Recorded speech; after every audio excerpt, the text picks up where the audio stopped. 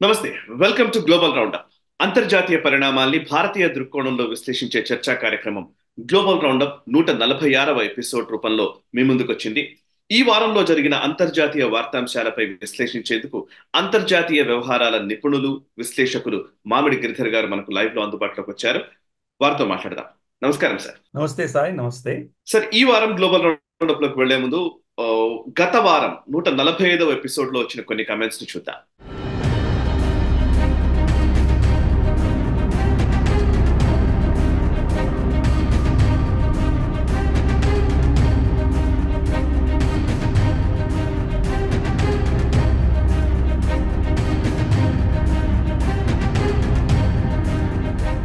So చూసారు కదా, ఇది గత వారంలో వచ్చినటువంటి కమెంట్స్ కొన్ని తీసాము అండ్ 146వ ఎపిసోడ్లోకి వెళ్ళబోతున్నాము. గ్లోబల్ రౌండప్ ని చూస్తున్న ప్రేక్షకులు చాలా మంది విదేశాల నుంచి కావచ్చు, మన దేశంలోని వాడు కావచ్చు, వివిధ ప్రాంతాల నుంచి మనకు చాలా మంది కమెంట్స్ ద్వారా, మెయిల్స్ ద్వారా రెస్పాండ్ అవుతున్న వాళ్ళందరికీ కూడా పేరు పేరున కృతజ్ఞతలు. అండ్ ఇప్పటికీ నేషనలిస్ట్ హబ్ చాలా మంది ప్రేక్షకులు చూస్తూ ఉన్నారు, కానీ నేషనలిస్ట్ హబ్ ని ఇంకా సబ్స్క్రైబ్ చేసుకొని వ్యూవర్స్ ఎవరైనా ఉంటే ప్లీజ్ ఫస్ట్ సబ్స్క్రైబ్ చేసుకోండి. అండ్ మీకు తెలిసిన వాళ్ళ చేత కూడా సబ్స్క్రైబ్ చేయించండి. అండ్ ఎన్హెచ్ టీవీ ఛానల్ని కూడా సబ్స్క్రైబ్ చేసుకోండి. తెలుగు రాష్ట్రాల్లోని వార్తా కథనాలు ఎప్పటికప్పుడు మీకు చేరవేసే ప్రయత్నం నేషనలిస్ట్ హబ్ చేస్తోంది. జాతీయవాద జర్నలిజాన్ని మీకు అందించే ఒక ప్రయత్నంలో మేము ఉన్నాము. సో మమ్మల్ని ఆశీర్వదించండి, ఆదరించండి. ఇక ఇవాళ ఎపిసోడ్లోకి వెళదాం. మనం ప్రతి వారం మనం ముందుగా పాజిటివ్స్ గతంలో మాట్లాడేవాళ్ళం. పాజిటివ్స్ కంటే కూడా ఈ వారంలో హాట్ టాపిక్ గా ఏదుందో దాని గురించి ఫస్ట్ చర్చించి ఆ తర్వాత మనం పాజిటివ్ అంశాల్లోకి వెళదాం. ఫస్ట్ ఈ వారం హాట్ టాపిక్ గా ఉన్న విషయం ఏంటంటే, అమెరికాలోని యూనివర్సిటీల్లో విపరీతమైన నిరసనలు చెలరేగుతున్నాయి. ఇజ్రాయెల్ కి లేదా గాజాలో జరుగుతున్న పరిస్థితులకి, ఘర్షణకి వ్యతిరేకంగా, ఇజ్రాయెల్ కి వ్యతిరేకంగా అక్కడ చాలా మంది నిరసనలు తెలుపుతున్నారు. అండ్ ఇది 550 మంది యుఎస్ లోని యూనివర్సిటీస్ లో గత వారం రోజుల్లోనే 550 మంది అరెస్ట్ అయినట్టుగా తెలుస్తోంది. కేవలం ఒక్క రోజులో 60 మంది అరెస్ట్ అయినట్టుగా తెలుస్తోంది. అండ్ అంతేకాదు 21 క్యాంపసెస్ లో, 21 యూనివర్సిటీ క్యాంపసెస్ లో నిరసనలు కొనసాగుతున్నాయి. అమెరికాలో విశ్వవిద్యాలయాల్లో ఇంత తీవ్రమైన నిరసనలు చెలరేగడాన్ని ఎలా చూడాలి అనే అంశం గురించి మనం మాట్లాడదాం. రైట్ గిరిధర్ గారు, యాక్చువల్లీ యూనివర్సిటీస్ లో నుంచే ఈ మేధోపరమైన దాడి, అంటే మేధావుల పేరిట జరుగుతున్నటువంటి దాడి అండ్ అనేక దేశాల్లో, చిన్న చిన్న దేశాల్లో ఒక అస్థిరత క్రియేట్ అవ్వడానికి అమెరికాలోని కొన్ని యూనివర్సిటీసే కారణం అని కూడా చాలా మంది చెప్తూ ఉంటారు. ఈవెన్ క్రిటికల్ థియరీ అని, కల్చరల్ మార్క్సిజం అని, ఇవన్నీ అమెరికాలోని యూనివర్సిటీల్లోనే పుట్టాయి సెకండ్ వరల్డ్ వార్ తర్వాత. సో ఇప్పుడు అదే మన మన జేఎన్యూలో కావచ్చు, లేకపోతే అలీగఢ్ ముస్లిం యూనివర్సిటీ కావచ్చు, ఇట్లాంటి వాటిల్లో కూడా మన దగ్గర ఈ వేర్పాటువాద భావజాలం కావచ్చు, దేశ వ్యతిరేక భావజాలం కావచ్చు రావడానికి అమెరికాలోనే వాటికి మూలాలు ఉన్నాయనే ఒక చర్చ కూడా నడుస్తోంది. బట్ ఇవాళ అమెరికానే దాన్ని ఫేస్ చేయాల్సిన పరిస్థితి వస్తుందా అనిపిస్తోంది. మీరు దీని గురించి ఒకసారి విశ్లేషిస్తారా? ప్రస్తుతం నిరసనల్ని ఎట్లా చూస్తారు అసలు? సాయి, నిజంగా చూస్తే కనుక అమెరికాలో పెద్ద హిపోక్రసీ అనేది మనం చూస్తున్నాము. సమాజంలో ఒక హిపోక్రసీ ఉన్నది, ఆ దేశ ప్రభుత్వానికి కూడా హిపోక్రసీ ఉన్నది. ఇదే సమాజము గతంలో 9/11 ఘటన జరిగినప్పుడు, వాళ్ళ వరల్డ్ ట్రేడ్ సెంటర్, వాళ్ళ పెంటగన్ మీద దాడులు జరిగినప్పుడు ముస్లిం గడ్డం పెట్టుకున్న ప్రతి ముస్లింని అటాక్ చేశారు వాళ్ళు. అప్పుడు కొంత ఇస్లామోఫోబియా అన్నటువంటి ఒక నెరేటివ్ తీసుకొచ్చి వాళ్ళ మీద దాడి చేస్తే కానీ ఇస్లామోఫోబియా కింద పరిగణించి కొన్ని వర్గాలు దాన్ని ప్రశ్నించినటువంటి విషయం మనకు తెలుసు. మరి ఇస్లామోఫోబియా రియల్ అయితే ఇప్పుడు యాంటీ సెమిటిజం రియల్ కాదా? మనం విజువల్స్ చూస్తున్నాం. జూ మతానికి చెందినటువంటి ప్రొఫెసర్లు వాళ్ళ పనికి వెళ్తుంటే యూనివర్సిటీలో వాళ్ళని రానివ్వకుండా సిబ్బంది అడ్డుకుంటున్నారు. అడ్డుకోవడమే కాదు, వాళ్ళ ఐడి కార్డ్ని డిజేబుల్ చేస్తున్నారు. ఒక హ్యూమన్ వాల్గా అందరూ వాళ్ళు కలిసికట్టుగా నిలబడి ఆ వ్యక్తిని లోపల రానివ్వకుండా అడ్డుకుంటారు. మరి ఇది యాంటీ సెమిటిజం కదా? అతను చేసిన తప్పేంటి? అతను అమెరికనే కదా, ఆ ప్రొఫెసర్ అమెరికనే. కానీ జూ మతానికి చెందినటువంటి వాడు ఒక మతానికి చెందినంత అందువలన మీకున్నటువంటి ఇజ్రాయెల్ వ్యతిరేకత అంతా అతని మీద చూపించి అతన్ని మీరు బయట పెట్టడం ఏంటి? గతంలో ముస్లిమ్స్ పట్ల అటువంటి జరిగితే కనుక ఇస్లామోఫోబియా అని చెప్పారా మీరు? మరి ఇప్పుడు యాంటీ సెమిటిజం గురించి ఏం మాట్లాడతారు మీరు? ఆ సమాజం అంతా కూడా, అక్కడ ఉన్న యూనివర్సిటీస్ అన్ని కూడాను ఈ సో కాల్డ్ కల్చరల్ రెవల్యూషన్ అందామా, లేదా కల్చరల్ క్యాన్సిల్ కల్చర్ అందామా, ఈ వోకిజం అందామా, వీటి యొక్క దాడి ఊపిలో ఇరుక్కొని వాళ్ళు బయటకు రాలేనటువంటి పరిస్థితిలో చూస్తున్నాం మనం. దాని పర్యవసానమే ఇంతటి ఉధృతమైనటువంటి, విస్తృతమైనటువంటి నిరసనలు అక్కడంతా. వాళ్ళు ఎందుకు చేస్తున్నారో ఆ పిల్లలకు తెలియనటువంటి పరిస్థితి మనం చూసాం అక్కడ. ఫర్ ఇన్స్టెన్స్ అక్కడ ఒక నినాదం ఉంది, river to sea we are Palestine is free అనేటువంటి నినాదం చేస్తున్నారు వాళ్ళు. చాలా మంది వెళ్ళి రిపోర్టర్స్ వాళ్ళని ఏ రివర్ అని అడిగితే వాడు రివర్ పేరు తెలియదు వాళ్ళు. ఏ సీ అంటే కదా రెడ్ సీ అని చెప్తున్నారు వాళ్ళు. ఏ నదికి సముద్రానికి మధ్యలో ఉన్న ప్రాంతాన్ని పాలెస్టైన్ ఫ్రీ అంటున్నారో తెలియదు. ఫ్రీ పాలెస్టైన్ మాత్రం అరుస్తున్నారు. ఎందుకు అరుస్తున్నారో వాళ్ళకి తెలియదు.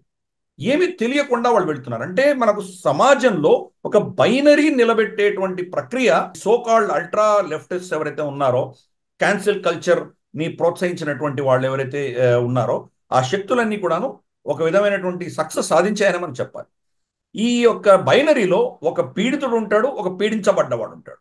ఆ పీడించబడ్డవాడు ఎవరైతే ఉంటాడో అతను పీడించకపోయినా కానీ కూడా ఎవరో పీడిస్తున్నట్లు అతనికి ఒక విధమైన మభ్యపట్టి అతన్ని దాంట్లో ఊబిలో దించే ప్రయత్నం జరుగుతుంది. ఇప్పుడు ఇజ్రాయెల్లో గాజాలో జరుగుతోందని అమెరికన్ యూనివర్సిటీకి ఏం సంబంధం? కానీ దాన్ని ఏదో ఒక విధమైనటువంటి నెగటివ్గా పోర్ట్రే చేసి చాలా అన్యాయం అయిపోతున్నట్టు వాళ్ళు చూపిస్తున్నారు. మరి October 7th హమాస్ చేసినటువంటి దాడి గురించి ఎవరు ఎందుకు మాట్లాడరు? దాని గురించి పోస్టర్లు పెడితే ఆ పోస్టర్లు చించేస్తున్నారు. ఎందుకు చించేస్తున్నారు? వాళ్ళ హమాస్ కబ్జాలో ఉన్నటువంటి వ్యక్తుల ఫోటోలు పెడితే కనుక, వాళ్ళ మీద సానుభూతి తెలపడానికి పెడితే అవి చింపేస్తున్నారు. పైపెచ్చు జ్యూస్ మీద ఇజ్రాయెల్కి వ్యతిరేకంగా ఇటువంటి నినాదాలు చేస్తున్నారు. River to sea Palestine is free అంటే అర్థం ఏంటంటే ఇజ్రాయెల్ అన్న దేశం ఉండకూడదు అన్నటువంటి నినాదం. దీన్ని వాళ్ళు Palestine Islamic supporters, jihadi supporters ఎవరైతే ఉన్నారో దాన్ని చాలా సున్నితంగా తీసుకొచ్చారు. దీంట్లో ఇజ్రాయెల్ పేరెత్తకుండా వాళ్ళు తీసుకొచ్చారు. దాన్ని వీళ్ళందరూ పిల్లలందరూ దాన్ని మోసుకొని వెళ్ళడంతో ఈరోజు ఏంటో పరిస్థితి చూస్తున్నాం మనం.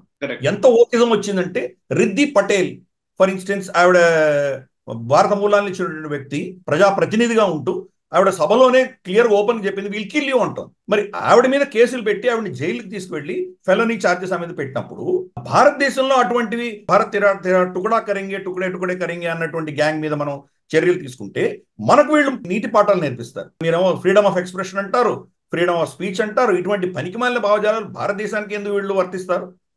వాళ్ళ దేశంలో జరుగుతుందని వాళ్ళు ఎందుకు దాని గురించి పట్టించుకోరు? మరి ఇప్పుడు ప్రొటెస్ట్ చేస్తున్నటువంటి పిల్లలు ఎవరైతే పాలెస్టైన్ సమర్థిస్తూ ఇజ్రాయెల్కి వ్యతిరేకంగా ప్రొటెస్ట్ చేస్తున్నారో వాళ్ళ హక్కులు లేవా? వాళ్ళ మానవ హక్కులు లేవా? వాళ్ళ ఫ్రీడమ్ ఆఫ్ స్పీచ్ లేదా? వాళ్ళ మీద ఎందుకు మీరు టియర్ గ్యాస్ చేసి 550 పైబడి వాళ్ళని అరెస్ట్ చేశారు? మీరు ఒకరోజు 60 మందిని అరెస్ట్ చేయడం, కొన్ని యూనివర్సిటీలో 100 మంది పైబడి అరెస్ట్ చేయడం. ఫర్ ఇన్స్టెన్స్ మనకు న్యూయార్క్ కొలంబియా యూనివర్సిటీలో 100 మంది పైబడి అరెస్ట్ అయ్యారు. ఇండియానా యూనివర్సిటీలో 33 పైబడి అరెస్ట్ అయ్యారు. అలాగే సౌత్ క్యారోలైనా యూనివర్సిటీలో వాళ్ళకు చేయవలసినటువంటి గ్రాడ్యుయేషన్ సెరమనీని వాళ్ళు బ్యాన్ చేసుకున్నారు వాళ్ళు. అంతేకాదు ఒహాయో యూనివర్సిటీలో, ఇండియానా యూనివర్సిటీలో స్నైపర్స్ పెట్టారు పైన. ఇదేమన్నా టెర్రరిస్ట్ దాడి జరుగుతోంది అక్కడ? స్నైపర్స్ పెట్టవలసిన అవసరం ఏముంది మీకు? వాళ్ళ పిల్లలే కదా, వాళ్ళ దగ్గర అస్త్రాలు లేవు కదా. వాళ్ళు నిరసన చేస్తున్నారు, వాళ్ళని పోలీస్ యాక్షన్ తీసుకోండి, అరెస్ట్ చేయండి, అంతేగాని ఒకవేళ డిస్టర్బెన్స్ వస్తే. కానీ ఈ నీతి పాఠాలు మనకెందుకు చెప్తున్నారు? మనకు ఇక్కడ సిఏ రైట్స్ జరుగుతూ మన నేషనల్ హైవేని వాళ్ళు నిర్బంధనం చేసినప్పుడు జస్టిన్ ట్రూడో మనకు లెక్చర్ ఇస్తాడు. కానీ అదే ఆ దేశంలో జరిగితే కనుక, ట్రక్కర్ స్ట్రైక్ జరిగితే కనుక ఉల్టా వాళ్ళ మీద కఠినమైన చర్యలు తీసుకొని వాళ్ళ బ్యాంక్ అకౌంట్స్ ఫ్రీజ్ చేసి, వాళ్ళ సోషల్ సెక్యూరిటీ, వాళ్ళ ఐడి కార్డులు ఫ్రీజ్ చేసి, వాళ్ళ మీద విపరీతమైనటువంటి ఫైన్స్ ఇంపోజ్ చేసినటువంటి వ్యక్తి ఈ రోజు మనకు నీతులు చెప్తున్నారు. వీళ్ళందరూ ఈ వెస్టర్న్ దేశాలన్నీ వాళ్ళ దాకా వస్తే మాత్రం కఠినమైన చర్యలు తీసుకుంటారు, దానికి ఎటువంటి ప్రాబ్లము లేదు. కానీ భారతదేశం వస్తేనే వస్తుంది. సో ఈ రెండు మనకు చూస్తున్నాం హిపోక్రసీ, సమాజంలో హిపోక్రసీ. ఇస్లామోఫోబియా అన్న దానికి వ్యతిరేకంగా చేసిన వాళ్ళు మరి యాంటీసెమిటిజం కూడా వాళ్ళు దాన్ని సమర్థించారు. కానీ అదే శక్తులు యాంటీసెమిటిజం అన్నది ఇగ్నోర్ చేసి జ్యూస్కి వ్యతిరేకంగా, ఇజ్రాయెల్కి వ్యతిరేకంగా ఈరోజు వాళ్ళు నిలబడ్డారు. హిపోక్రసీ, సమాజంలో హిపోక్రసీ. ప్రభుత్వం హిపోక్రసీ. వాళ్ళ పిల్లల్ని జ్యూస్కి వ్యతిరేకంగా ఉన్న వాళ్ళని అరెస్ట్ చేయడానికి సిద్ధంగా ఉన్నారు. కానీ అటువంటి చర్య మనమే మన జేఎన్యూలోనో హెచ్సియులోనో చేస్తే మనకు వ్యతిరేకంగా నీతి పాఠాలు చెప్తారు. అందుకనే ఆ సమాజం అన్నది క్షీణిస్తున్న దాంట్లో ఎటువంటి మనకు సందేహం ఉండవలసిన అవసరం లేదు. యాక్చువల్లీ ఈ వారంలోనే 2 పరిణామాలు. ఒకటి, అమెరికాలో యూనివర్సిటీస్ లో జరుగుతున్న ప్రొటెస్ట్లు ఒకవైపు, రెండో వైపు US state department annual human rights assessment report ని రిలీజ్ చేసింది. Human rights assessment report. నిజానికి భారతదేశం గురించి వాళ్ళు రాసిన రాతల గురించి, కూతల గురించి నేను మాట్లాడతాను. అంతకుముందు ఈ రెంటికి, యుఎస్ లో జరుగుతున్న ప్రొటెస్ట్లు కావచ్చు అండ్ హ్యూమన్ రైట్స్ కి సంబంధించి భారత రెస్పాన్స్ మాత్రం చాలా అద్భుతంగా అనిపించింది సార్. చాలా అద్భుతమైన రెస్పాన్స్ ఇచ్చారు ministry of external affairs spokes person Randhir Jaiswal. We are all judged by what we do at home and not what we say abroad. We have seen reports on the matter and have been following related events. In every democracy, there has to be the right balance between freedom of expression, sense of responsibility and public safety and order. ఇది ఆయన ఇచ్చిన statement. So చాలా స్పష్టంగా ఇచ్చారు. కేవలం freedom of expression ఒకవైపు చెప్తూనే మళ్ళీ sense of responsibility and public safety and order విషయంలో కూడా ఆయన మాట్లాడారు. రెండోది హ్యూమన్ రైట్స్ అసెస్మెంట్ విషయంలో ఇందాక మీరు అన్నారు కదా, యాక్చువల్లీ మన యూనివర్సిటీలో జరుగుతున్న వాళ్ళ విషయంలో అమెరికానేమో ఒకలాగా మాట్లాడుతుంది అని. నిజానికి మీరు అన్నది కరెక్ట్. యాక్చువల్లీ హిపోక్రసీ వాళ్ళ రిపోర్ట్లోనే తేలుతోంది. ఉమర్ ఖాలిద్ గురించి వాళ్ళు రాసింది ఏంటంటే, ఉమర్ ఖాలిద్ ఎవరైతే జేఎన్యూలో భారత్ తేరే తుక్డే తుక్డే అని వ్యాఖ్యలు నినాదాలు చేశాడో ఆయన గురించి మాట్లాడింది. Student and human rights activist అట అతను. సో అతన్ని సెడిషన్ కింద లేకపోతే ఆయనని తీవ్రమైన నేరారోపణల మీద పెడితే human rights activist and student అంట. అట్లా చాలా మందిని ఎవరెవరైతే ఈవెన్ ఖలిస్తానీ మూకలని లేకపోతే అనేక మందిని మీడియా ఆర్గనైజేషన్స్ విషయంలో కావచ్చు వాళ్ళ ఫ్రీడమ్ ఆఫ్ ఎక్స్ప్రెషన్ ని మనము అణిచివేస్తున్నాం అన్నట్టుగా భారత్ విషయంలో మాట్లాడారు. బట్ మీరు ఇందాకనే అన్నారు యూనివర్సిటీలో మరి మీరు చేస్తున్నది ఏంటి అని. ఒకసారి హ్యూమన్ రైట్స్ అసెస్మెంట్ రిపోర్ట్, ఈ అసెస్ ఎందుకు చేస్తారో ఎవడు చేస్తాడో వాడేవాడు చేయడానికి అనేది కూడా క్వశ్చన్. సో ఈ అసెస్మెంట్ రిపోర్ట్ ని ఎట్లా చూస్తారు? మన మినిస్ట్రీ ఆఫ్ ఎక్స్టర్నల్ అఫైర్స్ నుంచి వచ్చినటువంటి రెస్పాన్స్ మీ విశ్లేషణ ఏంటి? చాలా చాలా అద్భుతమైనటువంటి రెస్పాన్స్ మన మినిస్ట్రీ ఆఫ్ ఎక్స్టర్నల్ అఫైర్స్ నుంచి మనం ఇవ్వడం జరిగింది. దీనికి అసలు పసలేదు. దీనికి వాళ్ళు ఇష్టం వచ్చినట్టు ఇష్టానుసారంగా ఇవన్నీ రిపోర్ట్ రాసుకున్నారు. దీంట్లో ఎటువంటి పారదర్శకత లేదు, సత్యం లేదు. దీన్ని కంప్లీట్ గా వాళ్ళు ఇష్టం వచ్చినట్లు అర్థం చేసుకొని వాళ్ళు తోచినట్టు వాళ్ళు రాసుకున్నారు. కాబట్టి దీన్ని మేము అస్సలు పట్టించుకోవట్లేదు, దీన్ని ఇగ్నోర్ చేస్తున్నామని చాలా స్పష్టంగా చెప్పడం జరిగింది. అన్నిటికంటే కీలకమైన స్టేట్మెంట్ ఇందాక నువ్వు చదివావు. We are all judged by what we do at home and not what we say abroad.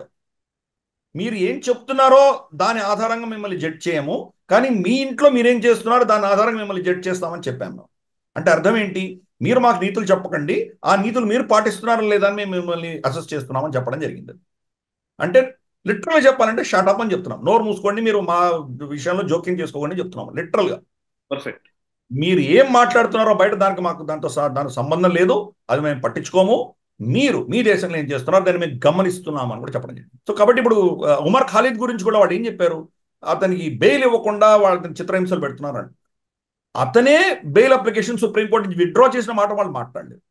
14 సార్లు అతనికి బెయిల్ రిజెక్ట్ అయిన దాంట్లో రమారమి 7-8 సార్లు బెయిల్ అప్లికేషన్ తనే విత్డ్రా చేసుకున్న విషయం వీళ్ళని మాట్లాడలేదు. ప్లస్ అతను student of human rights activist అంటున్నారు. ఏ ఆధారంగా మీరు అతను హ్యూమన్ రైట్స్ యాక్టివిస్ట్ అని మీరు పేరు పెట్టారు?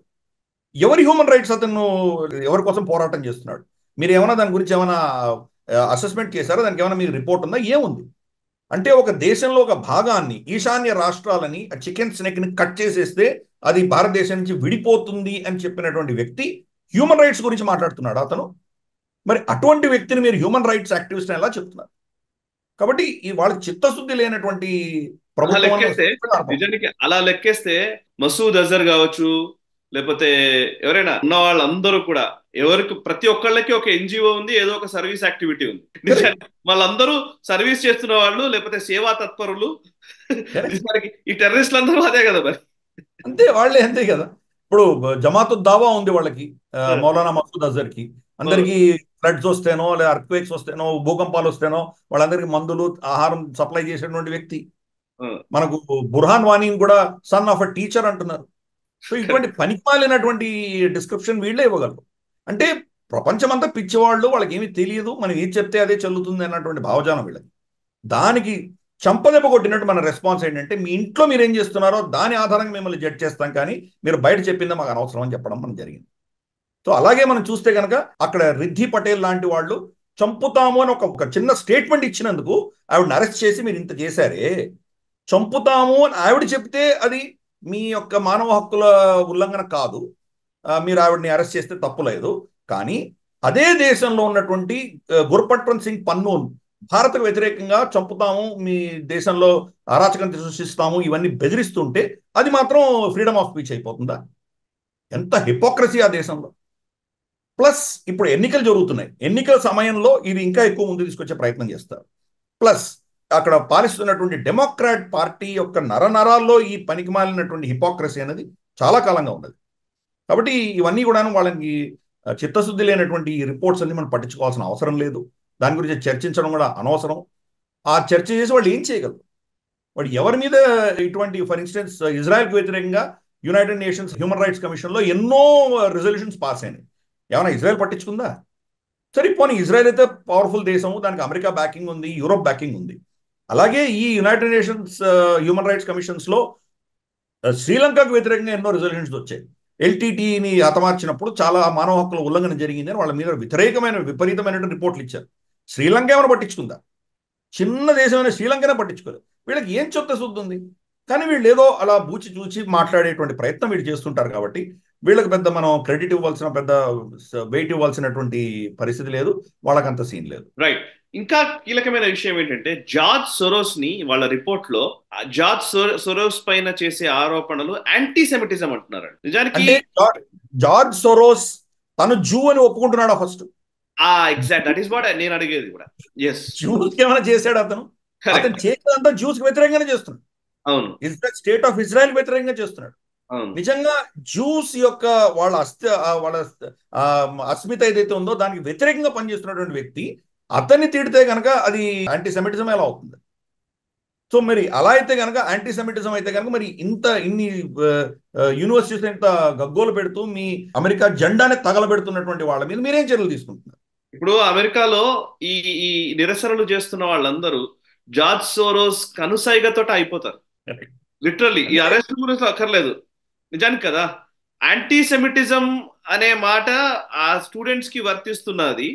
వాళ్ళందరూ యాంటీ సెమిటిజం కి సంబంధించిన వ్యక్తులైతే నిజానికి జార్జ్ సోరోస్ ఏమో చాలా గొప్ప జూ అయితే అసలు ఏం కాంబినేషన్, ఏం హిపోక్రసీ, ఇంత డ్యూయాలిటీ, అసలు ఏంటిది అర్థమే.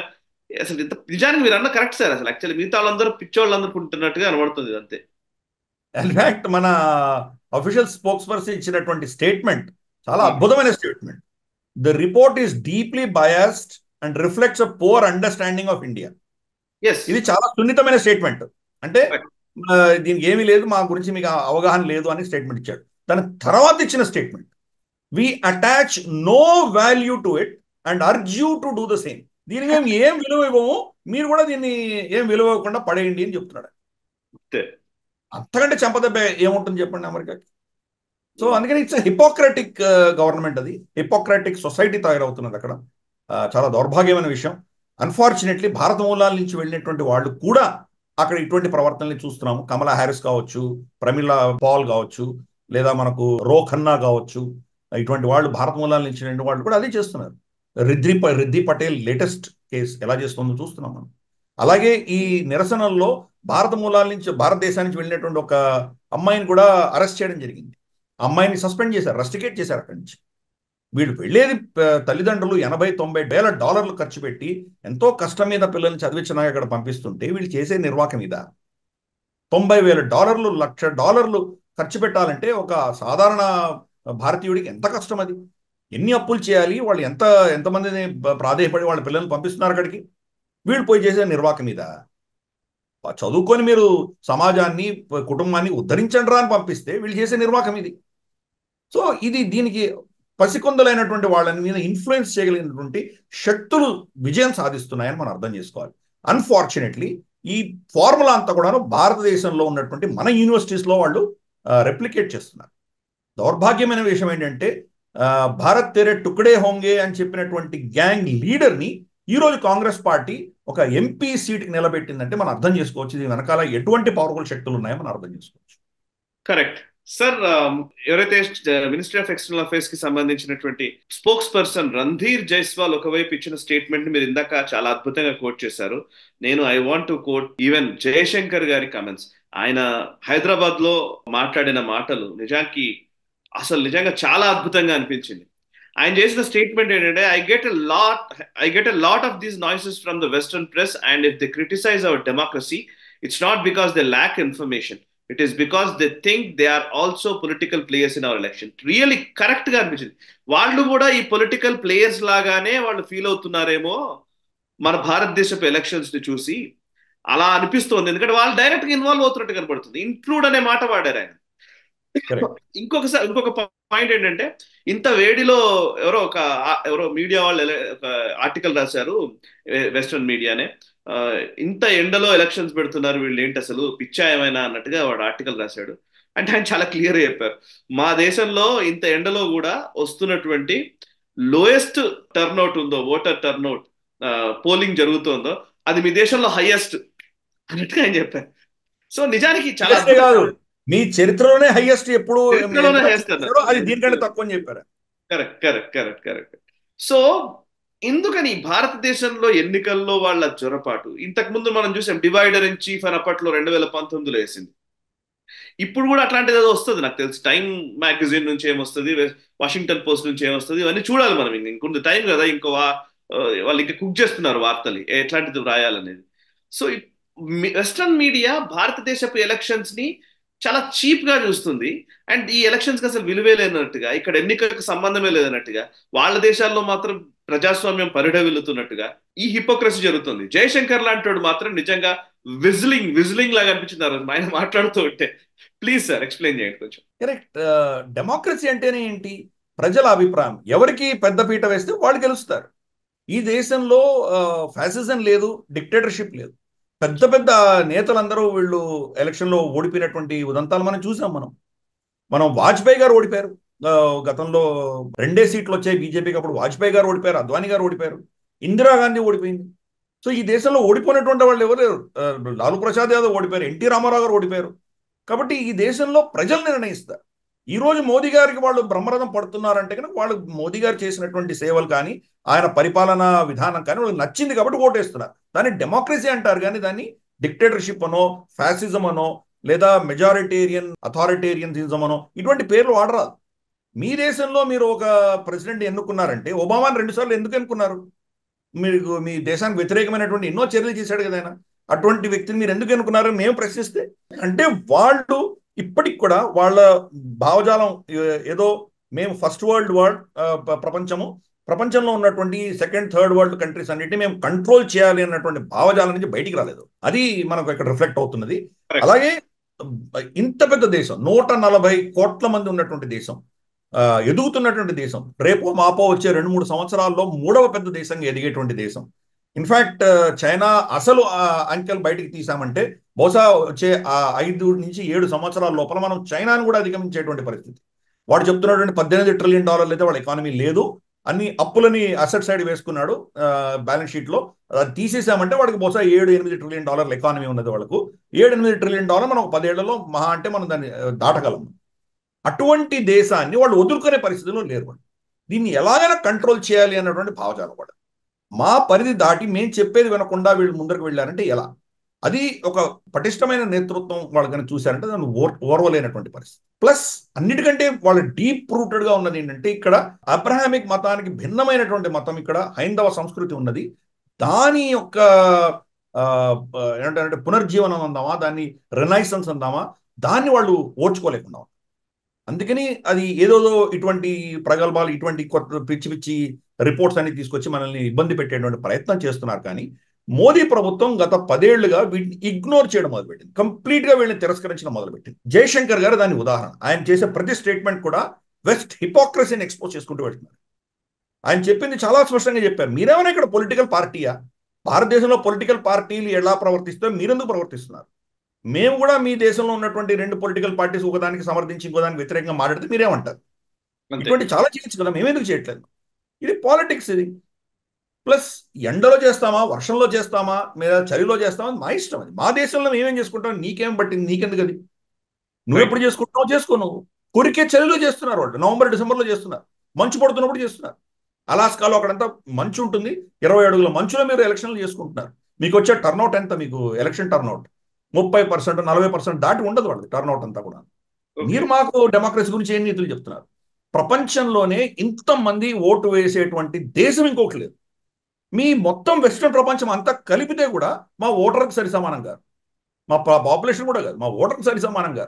కాబట్టి అటువంటి వాళ్ళని ఎక్స్పోజ్ చేస్తూ జయశంకర్ గారు చాలా అద్భుతమైనటువంటి స్టేట్మెంట్స్ ఆయన ఇవ్వడం జరిగింది. అది అందుకనే మనం చూసామని వీటికి మనం పట్టించుకోవక్కర్లేదు. ఈ ర్యాంకింగ్స్ కానీ, ఈ క్రిటిసిజమ్స్ కానీ, వీటన్నిటిని కూడా మనం పట్టించుకోవాల్సిన అవసరం లేదు అని చాలా ఘంటాబద్ధంగా చెప్పడం, వాళ్ళ హిపోక్రసీని ఎక్స్పోజ్ చేస్తూ ఆయన వెళ్ళడం అన్నది మనకు అంటే ఒక చాలా గతంలో ఈ బ్యూరోక్రాట్స్ అందరూ ఏంటంటే కర్ర విరగకుండా పాము చావకుండా మాట్లాడే వాళ్ళని చూసి సడన్ గా జయశంకర్ గారు ఇంత ఫ్రంట్ ఫుట్ లో ఆడడం అన్నది చాలా అద్భుతంగా అనిపిస్తుంది. కరెక్ట్. నెక్స్ట్ అంశము, నెక్స్ట్ పాజిటివ్ అంశం, జయశంకర్ గారి వ్యాఖ్యలు ఒక పాజిటివ్ అంశం అయితే, నెక్స్ట్ పాజిటివ్ అంశం ఏంటంటే Defence Research and Development Organisation DRDO Kanpur ఒక అద్భుతమైన లైటెస్ట్ బుల్లెట్ ప్రూఫ్ జాకెట్ ని తయారు చేసింది. ఇది ఇది మన దళాలకి చాలా వరకు అద్భుతంగా ఉపయోగపడుతుందని చెప్తున్నారు. లైటెస్ట్ బుల్లెట్ ప్రూఫ్ జాకెట్ అంటున్నారు. ఒకసారి దీని వివరాలు చెప్తారా సార్? మామూలుగా మనకు బుల్లెట్ యొక్క కెపాసిటీ బట్టి, దాని చిన్న బుల్లెట్స్ పెద్ద దాని ఉన్నటువంటి క్యాలిబర్ బట్టి నిర్ణయిస్తారు దాని బుల్లెట్ ప్రూఫ్ యొక్క కెపాసిటీ ఏంటి అని. హైయెస్ట్ క్యారియబుల్ బుల్లెట్ అంటే 7.62 ఇంటూ 54 సైజ్ ఉన్నటువంటి బుల్లెట్ హైయెస్ట్, అన్నిటికంటే పెద్ద బుల్లెట్ అదనమాట. గన్స్లో, రైఫల్స్లో, పెద్ద పెద్ద మషిన్ గన్స్లో పెట్టుకునే వాటిలో మాక్సిమం క్యాలిబర్ ఉన్నటువంటి బుల్లెట్. దానిని విత్స్టాండ్ చేసి దాన్ని తట్టుకోగలిగినటువంటి శక్తి ఉన్నటువంటి ఒక బుల్లెట్ ప్రూఫ్ వెస్ట్ తయారు చేశారు. గతంలో ఉండినాయి కానీ చాలా బరువుగా ఉండేవి. అంటే ఒక సైనికుడు యుద్ధ భూమిలో వెళ్ళినప్పుడు ఎంతో బరువు మోసుకొని వెళ్లాల్సి వస్తుంది. తన ఆహారం తను తీసుకువెళ్ళాలి, మెడికల్ ఎమర్జెన్సీ తీసుకువెళ్ళాలి. ఒకసారి బుల్లెట్లు కానీ ఏమైనా తగిలాయంటే కనుక అక్కడక్కడ కుట్లు వేసుకునేటువంటి కొంత ఎక్విప్మెంట్ తీసుకువెళ్ళాలి. ఏవో అక్కడ విపరీత పరిస్థితులను ఎదుర్కొనేటువంటి పరిస్థితులకు కావాల్సినటువంటి సామాన్ తీసుకువెళ్ళాలి. సరే, మందు, బుల్లెట్స్ ఇవన్నీ కూడా తీసుకువెళ్ళాలి, ఆహారం తీసుకువెళ్ళాలి, నీళ్లు తీసుకువెళ్ళాలి. కనీసం అంటే ఒక 20 కిలోల బస్తా, 20 కిలోల సామాను వేసుకొని అతను ప్రయాణం చేస్తున్నాడంటే యుద్ధం చేయాలంటే ఎంత ఇబ్బందిగా ఉంటుంది. దాని పైపెచ్చి ఒక బుల్లెట్ ప్రూఫ్ జాకెట్ చాలా బరువైంది వేసుకొని వెళ్తే కనుక ఇంకా అతనికి ఇబ్బందికరమైనటువంటి పరిస్థితి. కాబట్టి దాన్ని తగ్గించే దిశగా డిఆర్డిఓ మన దేశంలోనే స్వయంగా మనమే దానికి రీసెర్చ్ చేసి అద్భుతమైనటువంటి ఆవిష్కరణ చేయడం జరిగింది. ఇది నిజంగా మనం అందరం కూడా గర్వించదగ్గటువంటి విషయం. ఇది మన సైనికుడు చాలా లైట్ వెయిట్ ఉన్నటువంటిది, ప్లస్ నేను ఇందాక చెప్పినట్టు హైయెస్ట్ క్యాలిబర్ బుల్లెట్ని కూడా దాన్ని తట్టుకోగలిగినటువంటి శక్తి ఉన్నటువంటి బుల్లెట్ ప్రూఫ్ వెస్ట్ని మనం తయారు చేసాం. గతంలో మనకి ఈ టెక్నాలజీ లేదు, అన్ని విదేశాల నుంచి ఇంపోర్ట్ చేసుకునేవాళ్ళం. మోదీ గారు ప్రభుత్వం వచ్చినప్పటికీ మన దగ్గర బుల్లెట్ ప్రూఫ్ వెస్ట్ లేవు. మన సైనికులకి చాలా తక్కువ ఉండేవి. ఉన్నటువంటి యుద్ధం అంటూ వస్తే కనుక చాలా మంది బుల్లెట్ ప్రూఫ్ వెస్ట్ లేకుండానే యుద్ధంలో వెళ్ళవలసినటువంటి పరిస్థితి. మోదీ గారు రాగానే చాలా ఇంపోర్ట్ చేశారు. ఆ ఇంపోర్ట్ చేస్తూ చేస్తూ ఆ డిఆర్డిఓకి టార్గెట్ ఇచ్చారు. మీరు మన దేశంలోనే తయారయ్యేటువంటి చేయండి అని టార్గెట్ ఇవ్వడం ఆయన చూసాం మనం. దాని యొక్క రిజల్ట్ ఈరోజు చూస్తున్నాం. ఈ యొక్క లైట్ ఏదైతే బుల్లెట్ ప్రూఫ్ వెస్ట్ ఉన్నదో ఇది మనం మన దేశంలో అందరికీ, మన సైనికులకి, వీళ్ళకి ప్రొవైడ్ చేయడమే కాదు, ఎక్స్పోర్ట్ మార్కెట్లో కూడా తీసుకెళ్లేటువంటి ఒక అద్భుతమైనటువంటి ఆవిష్కరణ జరిగింది. ఇవన్నీ మనకు ప్రజలు ఎవరు మాట్లాడరు, మన మీడియా మాట్లాడదు. ఎంత అద్భుతమైనటువంటి విషయాలు మన దేశంలో జరుగుతున్నాయో. ఎప్పుడు చూసినా నెగిటివిటీ తప్ప ఏమీ లేదు. ఇన్ఫ్యాక్ట్ మన వీడియోలో కూడా కింద రాస్తారు, సరే మనం మాట్లాడే టాపిక్ ఏంటి, వాళ్ళు మాట్లాడే విషయాలు ఏంటి. అంతర్జాతీయ వ్యవహారాల నుంచి మాట్లాడుతుంటే కానీ ఎవరో ఆంధ్రప్రదేశ్ నష్టం జరిగింది అని మాట్లాడతారు. అంటే పొంతనం లేనటువంటి విషయాలన్నీ వాళ్ళు మనసులో ఫిక్స్ అయిపోయారు. కాబట్టి టాపిక్ ఏదైనా వాళ్ళు తిట్టదలుచుకున్నారు, ఏదో దూషించదలుచుకున్నారు, అటువంటి వ్యక్తులు చాలా మంది ఉన్నారు మన దగ్గర. అన్ఫార్చునేట్లీ మీడియా అంతా వాళ్ళకు సమర్థనగా వాళ్ళకు పోషిస్తూ ఉంటుంది, వాళ్ళ భావజాలానికి ధాన్యం వేస్తూ ఉంటుంది అది. కానీ మనం అలా కాకుండా మన దేశంలో జరిగినటువంటి మంచి ఆవిష్కరణలు కూడా మనం ప్రజల ముందు తీసుకొచ్చే ప్రయత్నం చేద్దాం. ఇది కనుక తెలిస్తే మన ప్రజల్లో ఒక విధమైనటువంటి ధైర్యం పెరుగుతుందన్న ఉద్దేశంతో ఈ పాజిటివ్స్ మన ముందుకు తీసుకొస్తుంది. అండ్ మరొక పాజిటివ్ అంశం ఉంది, రెండు యాక్చువల్లీ. ఒకటి, medium range ballistic missile test జరిగింది, సక్సెస్ఫుల్ లాంచ్ అది, మీడియం రేంజ్ బ్యాలిస్టిక్ మిసైల్ కి సంబంధించి. అండ్ ఇంకొక వైపు ఇండియన్ ఎయిర్ ఫోర్స్ సక్సెస్ఫుల్ గా 250 kilometre strike range air launched ballistic missile Andamans లో సక్సెస్ఫుల్ గా టెస్ట్ చేయడం జరిగింది. సో బ్యాలిస్టిక్ మిసైల్ అనగానే అఫ్ కోర్స్ మనం డెఫినెట్ గా న్యూక్లియర్ కి సంబంధించినటువంటి విషయం. బ్యాలిస్టిక్ మిసైల్ టెస్ట్, ఈ రెండు టెస్ట్ల గురించి ఒకసారి వివరిస్తారు sir? Medium range ballistic missile test ఒకటి, ఇంకొక వైపు ఎయిర్ లాంచ్డ్ బ్యాలిస్టిక్ మిసైల్, దీని గురించి, ఈ రెండింటి గురించి వివరిస్తారు? రీసెంట్ గానే మనం అగ్ని-5 టెస్ట్ చేశాం కదా, దాని గురించి మనం చర్చించాం. మనం మల్టీ రాకెట్స్ కొట్టగలిగినటువంటి క్షమత ఉన్నటువంటి ఒక MIRV టెక్నాలజీ ఉన్నటువంటి అగ్ని-5 టెస్ట్ చేశాం. అది లాంగ్ రేంజ్ బ్యాలిస్టిక్ మిసైల్. అంటే బెయిజింగ్ కంటే ముందర వెళ్ళి కొట్టగలిగినటువంటి క్షమత ఉన్నది. ఇప్పుడు మీడియం రేంజ్ తీసుకుంటున్నాం. మీడియం రేంజ్ అంటే మనం బహుశా 1000-2000 కిలోమీటర్లు, 3000 కిలోమీటర్లు మాక్సిమం, 2500 కిలోమీటర్స్ లోపల వెళ్ళేటువంటి. అంటే ఏ ఒరిస్సా నుంచో లేదా భోపాల్ నుంచో కొడితే మనం పాకిస్తాన్ ఎక్కడైనా కొట్టవచ్చు. సో ఫస్ట్ అగ్ని-5 అన్నది చైనా స్పెసిఫిక్ మిసైల్. అది ఇప్పుడు ఈ మీడియం రేంజ్ ఏదైతే మనం టెస్ట్ చేసామో, మీడియం రేంజ్ బ్యాలిస్టిక్ మిసైల్, ఇది పాకిస్తాన్ సెంట్రిక్. ఎందుకంటే ఆ రేంజ్ లో మనకు చైనాకి పెద్ద అసెట్స్ ఏం లేవు. అక్కడ టిబెట్ ఉన్నది, జింగ్జియాంగ్ ఉన్నది, అక్కడ మహా అంటే సైనిక స్థావరాలు ఉన్నాయి. కానీ అంతకు మించి అక్కడ పెద్ద వాళ్ళకు ఇండస్ట్రియల్ కాంప్లెక్స్ లేదు, పాపులేషన్స్ లేవు, వాళ్ళకి పెద్ద అసెట్స్ లేవు అక్కడ. కాబట్టి ఈ మీడియం రేంజ్ బ్యాలిస్టిక్ మిసైల్ అనేది పాకిస్తాన్ సెంట్రిక్. అంటే రెండు కూడాను మనం విత్ ఇన్ మ్యాటర్ ఆఫ్ నెల లోపల మనం టెస్ట్ చేసాం. కాబట్టి ఈ ఇద్దరు శత్రువులకు కూడాను మనం మెసేజ్ పంపిస్తున్నాం. మేమేదో ఎన్నికల్లో బిజీగా ఉన్నామని మీరు అనుకోకండి. మీరు మా మీద ఎటువంటి దుశ్చర్య చేసినా దానికి సిద్ధంగా మేము తయారవుతున్నాము అని ఒక మెసేజ్ పంపించాం. రెండవది, ఏదైతే మనం 250 kilometre strike range air launch ballistic missile ఏదైతే అండమాన్స్ లో టెస్ట్ చేశామో, ఇది ఎగ్జాక్ట్ గా ఇదే మిసైల్ ఇరాన్ మీద ఇజ్రాయెల్ వాడింది రీసెంట్ గా, ఒక 15 రోజుల క్రితం. సో దాని పేరు రాక్స్ అని వాళ్ళు పిలుస్తారు, లేదా దీన్ని క్రిస్టల్ మేజ్ అని పిలుస్తారు. రెండు భిన్న పేర్లతో ఉంది. దీని కెపాసిటీ ఏంటంటే కనుక, అక్కడ ఇరాన్ దగ్గర రష్యా నుంచి కొనుక్కున్నటువంటి S-300 ఎయిర్ డిఫెన్స్ సిస్టమ్ ఉన్నది వాళ్ళ దగ్గర. అంటే ఏ మిసైల్ అయినా ఆ దేశంలోకి వస్తే కనుక ఈ S-300 వాడుకొని దాన్ని ఛేదించగలిగినటువంటి శక్తి వాళ్ళ దగ్గర ఉంది. S-400 మన దగ్గర, టర్కీ దగ్గర, తర్వాత చైనా దగ్గర మాత్రమే ఉన్నది. రష్యా వీళ్ళు ఇటువంటి దేశాలకు సప్లై చేసింది. కానీ మిగతా దేశాలన్నింటి కూడా S-300 సప్లై చేసింది. ఫర్ ఇన్స్టెన్స్ పాకిస్తాన్ దగ్గర కూడా S-300 ఉన్నది. అఫ్ కోర్స్ అది చైనా వాళ్ళకి సప్లై చేసింది, రష్యా డైరెక్ట్ సప్లై చేయలేదు. కానీ చైనా నుంచి వాళ్ళకు మన పాకిస్తాన్కి వచ్చింది S-300. సో ఈ రాక్స్ అన్నది ఏదైతే క్రిస్టల్ మేజ్ అన్నటువంటి ఈ మిసైల్ టెస్ట్ చేసాను మనం, మన సుఖాయ్ Su-30Mi దాని యొక్క ఎయిర్ క్రాఫ్ట్ లో పెట్టి అనుసంధానం చేసి దాన్ని ఫైర్ చేశారు, సక్సెస్ఫుల్ గా హిట్ చేశారు. అంటే S-300ని తప్పించుకొని S-300 యొక్క మిసైల్ కౌంటర్ మిసైల్ అటాక్ అవ్వకుండా ఛేదించి వెళ్ళి కొట్టగలిగినటువంటి క్షమత దీంట్లో ఉన్నది. ఇజ్రాయెల్ అది టెస్ట్ చేసింది. ఇరాన్ యొక్క మిసైల్ షీల్డ్ అనేది పనిచేయలేదు అక్కడ. సరే, ఇజ్రాయెల్ కూడా అక్కడ యుద్ధం కోరుకోలేదు కాబట్టి పెద్ద నష్టం లేనటువంటి ప్రాంతంలో వాళ్ళు ఫైర్ చేసి వదిలేశారు. ఒక మెసేజ్ ఇవ్వడానికి ఇరాన్కి వాళ్ళు కొట్టారు. కానీ ఒకవేళ నిజంగా ఇజ్రాయెల్ మీద వాళ్ళు ఒక పెద్ద దాడి చేయదలుచుకుంటే కనుక ఇరానియన్ డిఫెన్సెస్ దాన్ని ఆపలేకపోయింది. అది వెళ్ళి వాళ్ళ న్యూక్లియర్ ఇన్స్టలేషన్ మీదో, లేకపోతే వాళ్ళ మేజర్ అమ్యునిషన్ డంప్ మీదో, ఆయిల్ డిపోస్ మీదో ఎక్కడో అటాక్ చేస్తుంటే కనుక ఇరాన్ ఏం చేసి ఉండకపోయింది. అది మనం ఈరోజు డెమాన్స్ట్రేట్ చేసాం. భారతదేశంగా మనది ఉంది. అంటే ఒక శత్రువు ఎవరైతే పాకిస్తాన్ ఉందో, పాకిస్తాన్ మనల్ని ఆపలేదు. మన మిసైల్స్ కన్నా వెళ్ళి కొట్టాయంటే పాకిస్తాన్ దాన్ని ఆపలేనటువంటి శక్తి మనం పెంచుకుంది. రెండవది చైనా దగ్గర S-400 ఉన్నది, మన దగ్గర కూడా S-400 ఉన్నది. S-400ని మనం స్టడీ చేస్తున్నాం. ప్రస్తుతానికి DRDOలో దాని మీద రీసెర్చ్ జరుగుతున్నది. S-400ని కూడా తప్పించుకొని కొట్టగలిగినటువంటి మిసైల్స్ తయారు చేస్తున్నాం. బహుశా రాబోయే సంవత్సరం 2 సంవత్సరాల దాన్ని కూడా మనం ఆవిష్కరించబోతున్నాం. సో మనం S-400 రష్యా నుంచి ఎందుకు కొన్నాము? అమెరికా మన మీద ఆంక్షలు వేస్తానని బెదిరించినా మనం వాళ్ళ దగ్గర ఎందుకు కొన్నామంటే మన శత్రు దగ్గర ఉంది కాబట్టి ఆ టెక్నాలజీ మనకు తెలిస్తే కనుక దాన్ని భేదించగలిగినటువంటి టెక్నాలజీ మనం తయారు చేసుకోవచ్చు అని చేస్తున్నాం. ఈ ఆవిష్కరణలన్నీ కూడా చిన్నగా రోజుకోటి అప్పుడొకటి ఇప్పుడొకటి ఇన్ఫర్మేషన్ వస్తున్నా, ఇవన్నీ డాట్స్ అన్ని కలిపి మనం చూసామంటే కనుక మన సెక్యూరిటీ పారామీటర్లో ఒక విధమైనటువంటి అభేద్యమైనటువంటి ఒక కవచం మనం తయారు చేసుకుంటున్నాం మన దేశానికి. ఒక అంబ్రెల్లా పెడుతున్నాం.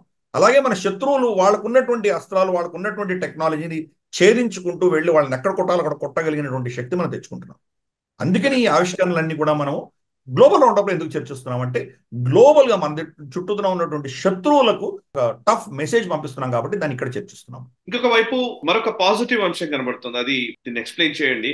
సుప్రీంకోర్టు ఈ మధ్య కాలంలోనే ఫారినర్స్ మార్టల్ రిమైన్స్, ఏదైతే చనిపోయిన తర్వాత అస్థికలు లేకపోతే వాళ్ళకి సంబంధించిన ఏవైతే ఉంటాయో అవి భారత్ కు తీసుకురావడం విషయంలో నిషేధిస్తూ, అంటే వాటిని తీసుకురావడానికి వీల్లేదంటూ సుప్రీంకోర్టు ఉత్తర్వులు జారీ చేసింది.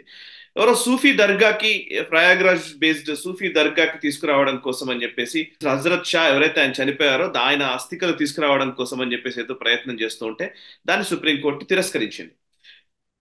దీన్ని ఎందుకని ఇది మనం ఒక ఖచ్చితంగా డిస్కస్ చేయాల్సిన అంశంగా దీన్ని చూడాలి? గిరిధర్ గారు ఒకసారి చెప్తారా? అంటే ఈయన హజరత్ షా అన్నటువంటి వ్యక్తి ప్రయాగ్ రాజులో ఉన్నటువంటి ఒక సూఫీ దర్గాకి చీఫ్ మౌలిగా ఉన్నటువంటి వ్యక్తి. ఇతను ఏం చేశాడంటే, ఇతను భారత నాగరికుడే, కానీ భారత నాగరికతను అతను తిరస్కరించి 1992లో పాకిస్తానీ సిటిజన్షిప్ తీసుకున్నాడు. పాకిస్తానీ అయిపోయాడు. పాకిస్తానీ అయిపోయినా కానీ కూడా దేశమంతా తిరిగాడు. ఇక్కడ భారతదేశం కూడా అతని శిష్యులు చాలా మంది ఉన్నారు. అయినా కానీ కూడా తనకి ఎక్కడో మనసు పీకుతూ ఉండింది, నేను భారతదేశంలో మళ్ళీ రావాలి, ఇక్కడే నేను నన్ను ఖననం చేయాలి అని చెప్పి అతను కోరుకోవడం జరిగింది. బంగ్లాదేశ్లో చనిపోయాడు. బంగ్లాదేశ్లో అతన్ని భూస్థాపితం చేశారు. కానీ అతని కోరిక మేరకు మళ్ళీ భారతదేశం తీసుకొచ్చి ప్రయాగ్రాజ్లో వాళ్ళ సూఫీ దర్గాల్లో అతన్ని ఖననం చేయాలి. ఖననం చేసిన తర్వాత వాళ్ళు అతని మజార్ ఏదైతుందో దాని అక్కడ వాళ్ళు పూజలు చేయడం, నమాజ్ చేయడం లాంటివి చేద్దామని వాళ్ళ ఉద్దేశం. సుప్రీంకోర్టును అప్రోచ్ అయ్యారు. సుప్రీంకోర్టు దాన్ని తిరస్కరించి ఒకసారి భారతదేశం యొక్క పౌరత్వాన్ని మీరు వదులుకున్న తర్వాత భారతదేశానికి మీ శవాన్ని కానీ మీ అస్థికలు కానీ తీసుకొచ్చేటువంటి హక్కు మీరు కోల్పోతారు. కాబట్టి మీకు ఇది హక్కుగా మీరు భావించడానికి వీలు లేదు అని సుప్రీంకోర్టు జడ్జిమెంట్ ఇవ్వడం జరిగింది. ఇది చాలా కీలకమైంది. ఎందుకంటే మనకు ఎక్కడో దేశాల నుంచి వచ్చి వాళ్ళు టెర్రరిస్టులను తీసుకొచ్చి ఇక్కడ వాళ్ళని ఖననం చేసి అక్కడ ఒక మజార్ కట్టేసి వాళ్ళకు ఒక పెద్ద ఏమంటారంటే దానికి హీరో వర్షిప్ చేయడం మొదలు పెడితే మన దేశం చాలా ఇబ్బందికరమైన పరిస్థితిలో వెళ్ళేటువంటి ప్రమాదం ఉంది. కాబట్టి దీన్ని తిరస్కరిస్తాం. భారత పౌరుడైతే కనుక ఇక్కడ అతన్ని ఖననం చేయొచ్చు. ఫర్ ఇన్స్టెన్స్ మనకు అజ్మల్ కసాబ్ కావచ్చు, లేదా బుర్హాన్ వానీ చేసినప్పుడు మనం అన్ఫార్చునేట్గా ఆ శవాన్ని వాళ్ళకి తిరిగి ఇవ్వడం జరిగింది. ఇప్పుడు భారత ప్రభుత్వం ఏం నిర్ణయించిందంటే ఈవెన్ టెర్రరిజంలో ఇన్వాల్వ్ అయిన వాళ్ళ శవాలు వాళ్ళు తిరిగి ఇవ్వకూడదు, వాళ్ళని ఏదో ఒక జైల్లోనే అక్కడ ఉన్నటువంటి గ్రేవ్యార్డ్లో వాళ్ళని ఖననం చేయాలి అన్నటువంటి నిర్ణయం ప్రభుత్వం తీసుకుంది.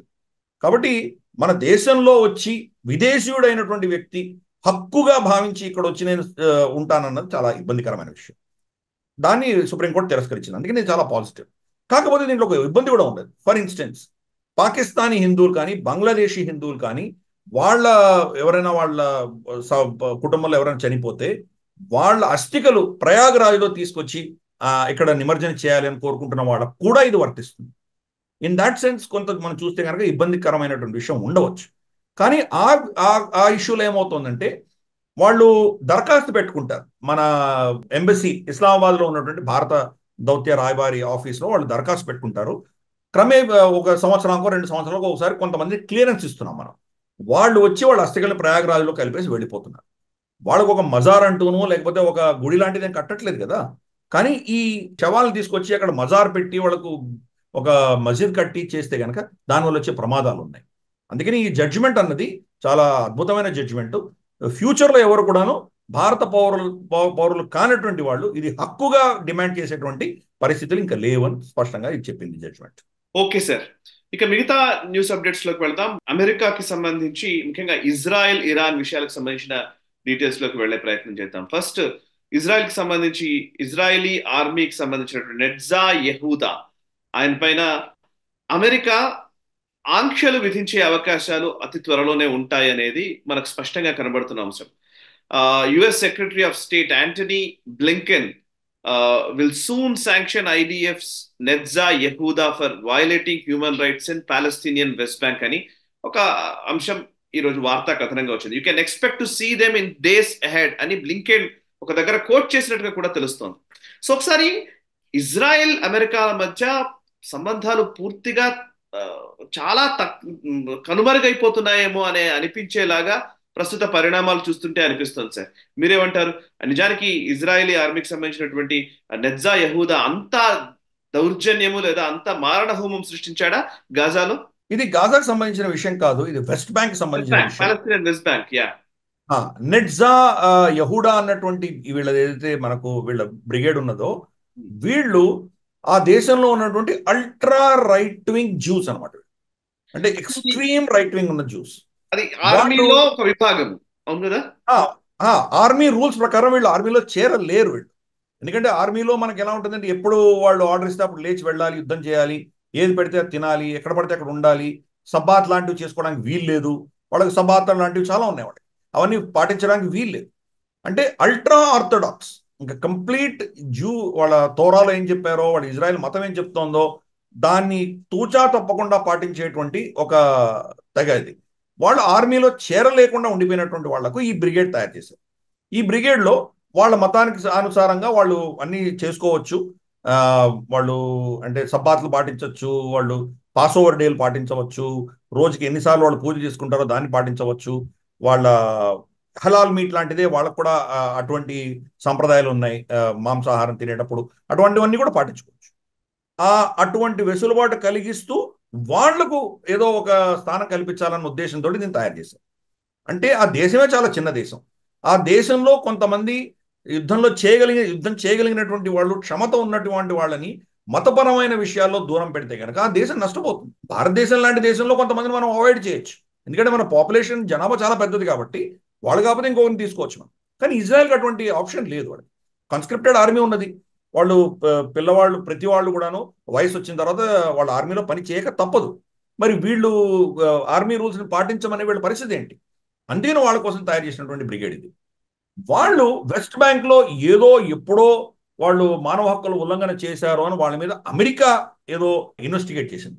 అమెరికా ఎవరు ఇజ్రాయెల్ దేశంలో జరిగినటువంటి ఘటనలు ఇన్వెస్టిగేట్ చేసేది? అమెరికా అయినా సుప్రీంకోర్టు వాళ్ళకి? అమెరికా అయినా ప్రపంచానికి అంతా ఏమన్నా వాళ్ళు పెద్ద చక్రవర్తులా ఏమన్నా వాళ్ళు? ఒక దేశంలో జరుగుతున్న దానికి వాళ్ళు నిర్ణయించే వాళ్ళు ఎవరు? మీ దేశంలో మీరేం చేస్తున్నారు? మీరు పోయి ఒసామా బిన్ లాదెన్ వేరే దేశంలో వెళ్ళి కొట్టి రావచ్చు. మీ నాగరికుడైన వాడిని, మీ సిటిజన్, అమెరికన్ సిటిజన్ యెమెన్లో వెళ్ళి మీరు చంపి రావచ్చు. గౌంటానమా బేలో మీరు మీ చట్టాలకు దూరంగా తీసుకెళ్లి వాళ్ళని ట్రయల్ కూడా లేకుండా సంవత్సరాల తరబడి అక్కడ నిర్బంధించవచ్చు. కానీ ఇంకో దేశంలో దగ్గర దాని మీద మీరు జడ్జిమెంట్ పాస్ చేస్తారా? ఎంతటి ఫ్యాసిస్ట్ భావజాలం ఉన్నటువంటి దేశం అర్థం చేసుకోవచ్చు. సో ఈ కేసులో కూడా మనకు in the name of democracy. In the name of democracy. మరి అది కూడా డెమోక్రటిక్ కంట్రీనే కదా. వాళ్ళు ప్రజలు నిర్ణయిస్తారు కదా ఎటువంటి వాళ్ళు ఎక్కడ ఉండాలి, ఏం ఉండకూడదు. సపోజ్ ఆ ప్రజలు కనుక ఇటువంటి ఆర్మీ ఉండకూడదని నిర్ణయిస్తే దానికి వ్యతిరేకంగా వాళ్ళు ఓట్లు వేయచ్చు, దానికి వ్యతిరేకంగా నిరసనలు చేయొచ్చు, ఏమైనా చేయొచ్చు. ఆ దేశం ఒప్పుకొని ఆ దేశం యొక్క సాంప్రదాయం ప్రకారం ఆ సిస్టమ్ నడుస్తుంటే దానికి వ్యతిరేకంగా మీరెవరు చెప్పడానికి? సో ఇది ఒక హిపోక్రసీ ఆఫ్ అమెరికా. అది టైమింగ్ ఎప్పుడు?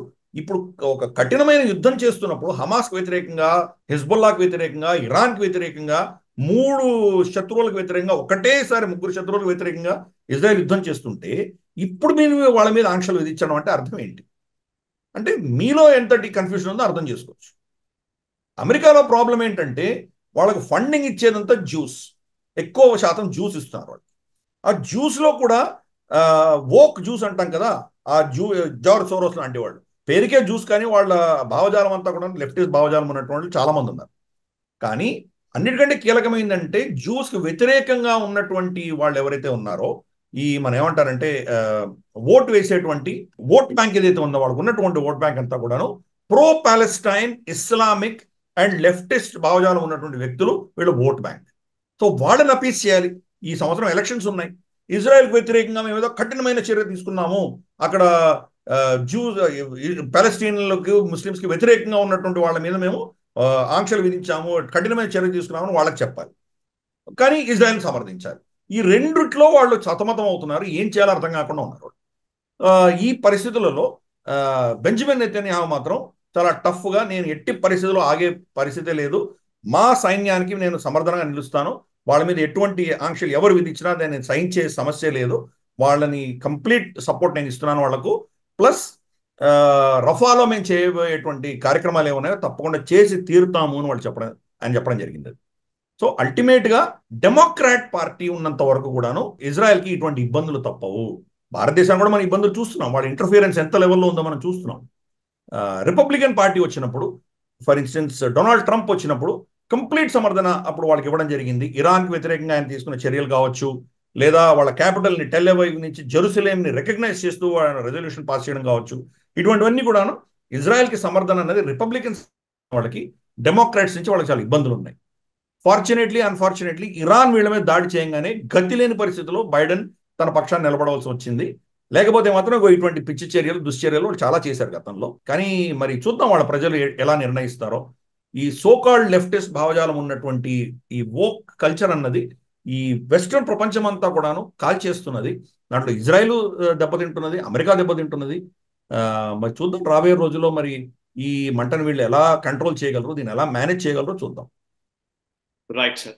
ఇక నెక్స్ట్ అంశము, Iran president Ibrahim Raisi Pakistan పర్యటనకు వెళ్ళారు. పాకిస్తాన్ లో షహబాజ్ షరీఫ్ తో సమావేశమయ్యారు. Shahbaz Sharif and Ibrahim Raisi ఇద్దరు కలిసి ఒక జాయింట్ స్టేట్మెంట్ రిలీజ్ చేశారు. Peaceful means based on the will of the people. Kashmir ఇష్యూకి సంబంధించి ఒక ప్రస్తావన కూడా చేయడం జరిగింది ఆ జాయింట్ స్టేట్మెంట్ లో. అఫ్ కోర్స్ ఆయన ప్రసంగంలో రైజీ పెద్దగా మాట్లాడినట్టుగా లేదు కశ్మీర్ గురించి, కానీ బట్ ఇష్యూని రైజ్ చేసినందుకే థ్యాంక్ యూ చెప్పిన పరిస్థితి. ఇష్యూని ప్రస్తావించకపోయినప్పటికీ షహబాజ్ షరీఫ్ దానికి thank you, I thank you and the people of Iran for raising your voice for Kashmir అని షహబాజ్ షరీఫ్ అన్నారు. సో బేసికల్లీ కశ్మీర్ ని గాజాతో పోల్చే ఒక ప్రయత్నం పాకిస్తాన్ చేస్తోంది, కొన్ని దేశాలు కూడా అదే ప్రయత్నం చేస్తున్నాయి. But Iran president Ibrahim Raisi Pakistan పర్యటనను ఎట్లా చూస్తారు అండ్ కశ్మీర్ విషయంలో వాళ్ళ స్టాండ్ ని మనం ఎలా అర్థం చేసుకోవాలి? అంటే మొత్తం ఆయన ఇబ్రాహిం రైసీ యొక్క పర్యటన ఆ, కొంచెం సమగ్రంగా మనం చర్చిద్దాం. దాంట్లో కాశ్మీర్ ఒక అంశం మాత్రమే, ఇంకా రెండు రైట్. మూడు అంశాలు ఉన్నాయి. ఒకటి ఏంటంటే ఫస్ట్, మొన్ననే రీసెంట్ గా 2-3 నెలల క్రితం ఒకరి మీద ఒకరు బాంబులు వేసుకున్నారు. అటువంటి పరిస్థితి నుంచి ఈ రోజు దాన్ని ఏదో సర్ది పెట్టే దిశగా వాళ్ళు ప్రయత్నాలు చేస్తున్నారు, సర్దుకునే దిశగా. సో ఆయన ఇబ్రాహీం రైసీ రావడం, ఇటువంటి మనస్పర్ధలు మనకు ఉండకూడదు, మనం తగ్గించుకోవాలి అన్న దిశగా ఆయన ప్రయత్నాలు. షహబాజ్ షరీఫ్ కూడా, ఆయన కూడా కోర్స్ షహబాజ్ షరీఫ్ చేతిలో ఏం లేదు, ఆర్మీ నిర్ణయిస్తుంది. ఆ, కానీ ఆప్టిక్స్ కోసం ఇది జరుగుతున్నది. ఇజ్రాయెల్ పరిస్థితి ఏంటంటే, పాకిస్తాన్ మళ్ళీ కంప్లీట్ గా అమెరికా కూటమిలోకి వెళ్ళిపోయిందంటే గనక వాళ్లకు ఇబ్బందికరమైనటువంటి విషయాలు. అంటే ఇటు సైడ్ అమెరికా, అటు సైడ్ ఇజ్రాయెల్ ఇద్దరు కలిసి ఇరాన్ ని చాలా ఇబ్బందికరమైనటువంటి పరిస్థితిలో నెట్టేటువంటి ప్రమాదం ఉన్నది. పాకిస్తాన్ లో ఎయిర్ బేసెస్ అడుగుతోంది అమెరికా.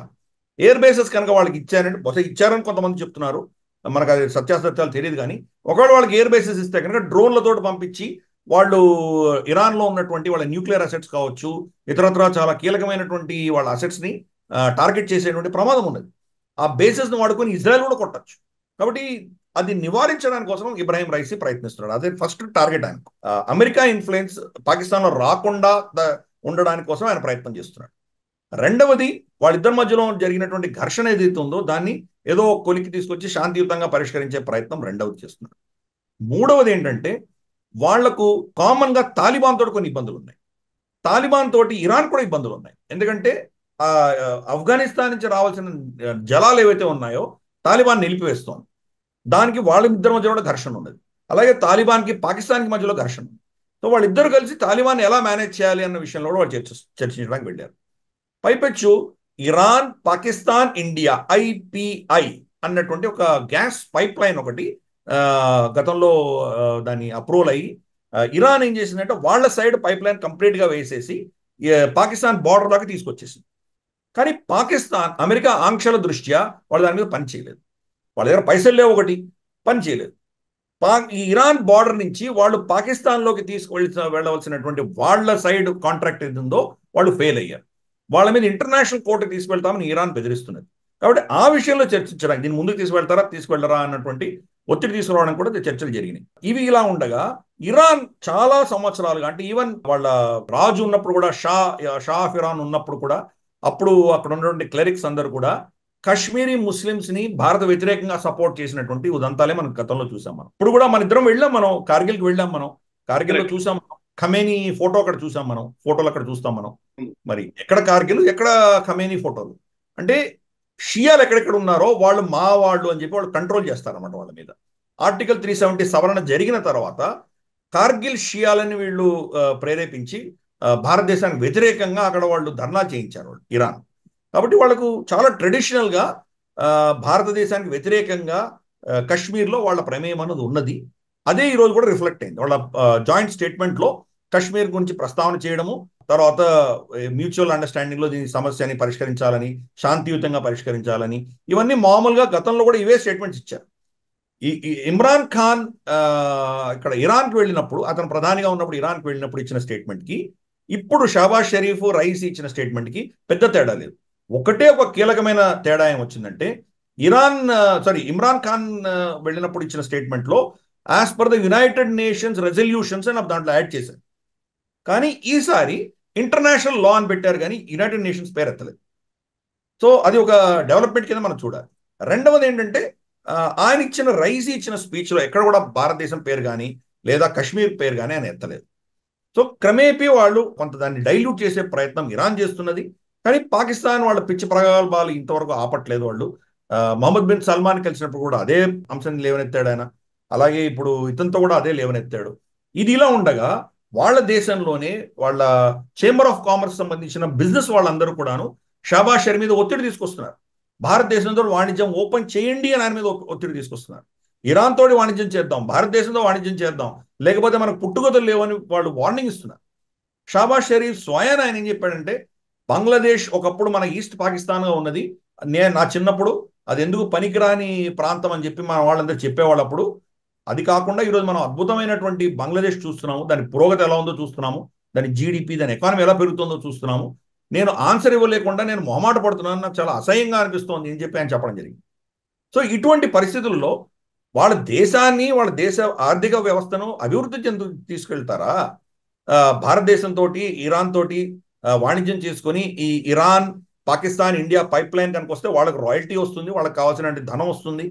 ఈ దిశగా ప్రయత్నాలు చేస్తారా, లేదా మళ్ళీ కాశ్మీర్ గురించి మాట్లాడుకుంటూ వెళ్తారా? వాళ్ళు ఎంత కాశ్మీర్ గురించి మాట్లాడినా కానీ వాళ్ళకి ఏం దానివల్ల వచ్చేటువంటి లాభం ఏమీ లేదు. వాళ్ళని ఎవరు వినేటువంటి వ్యక్తులు లేరు అక్కడ.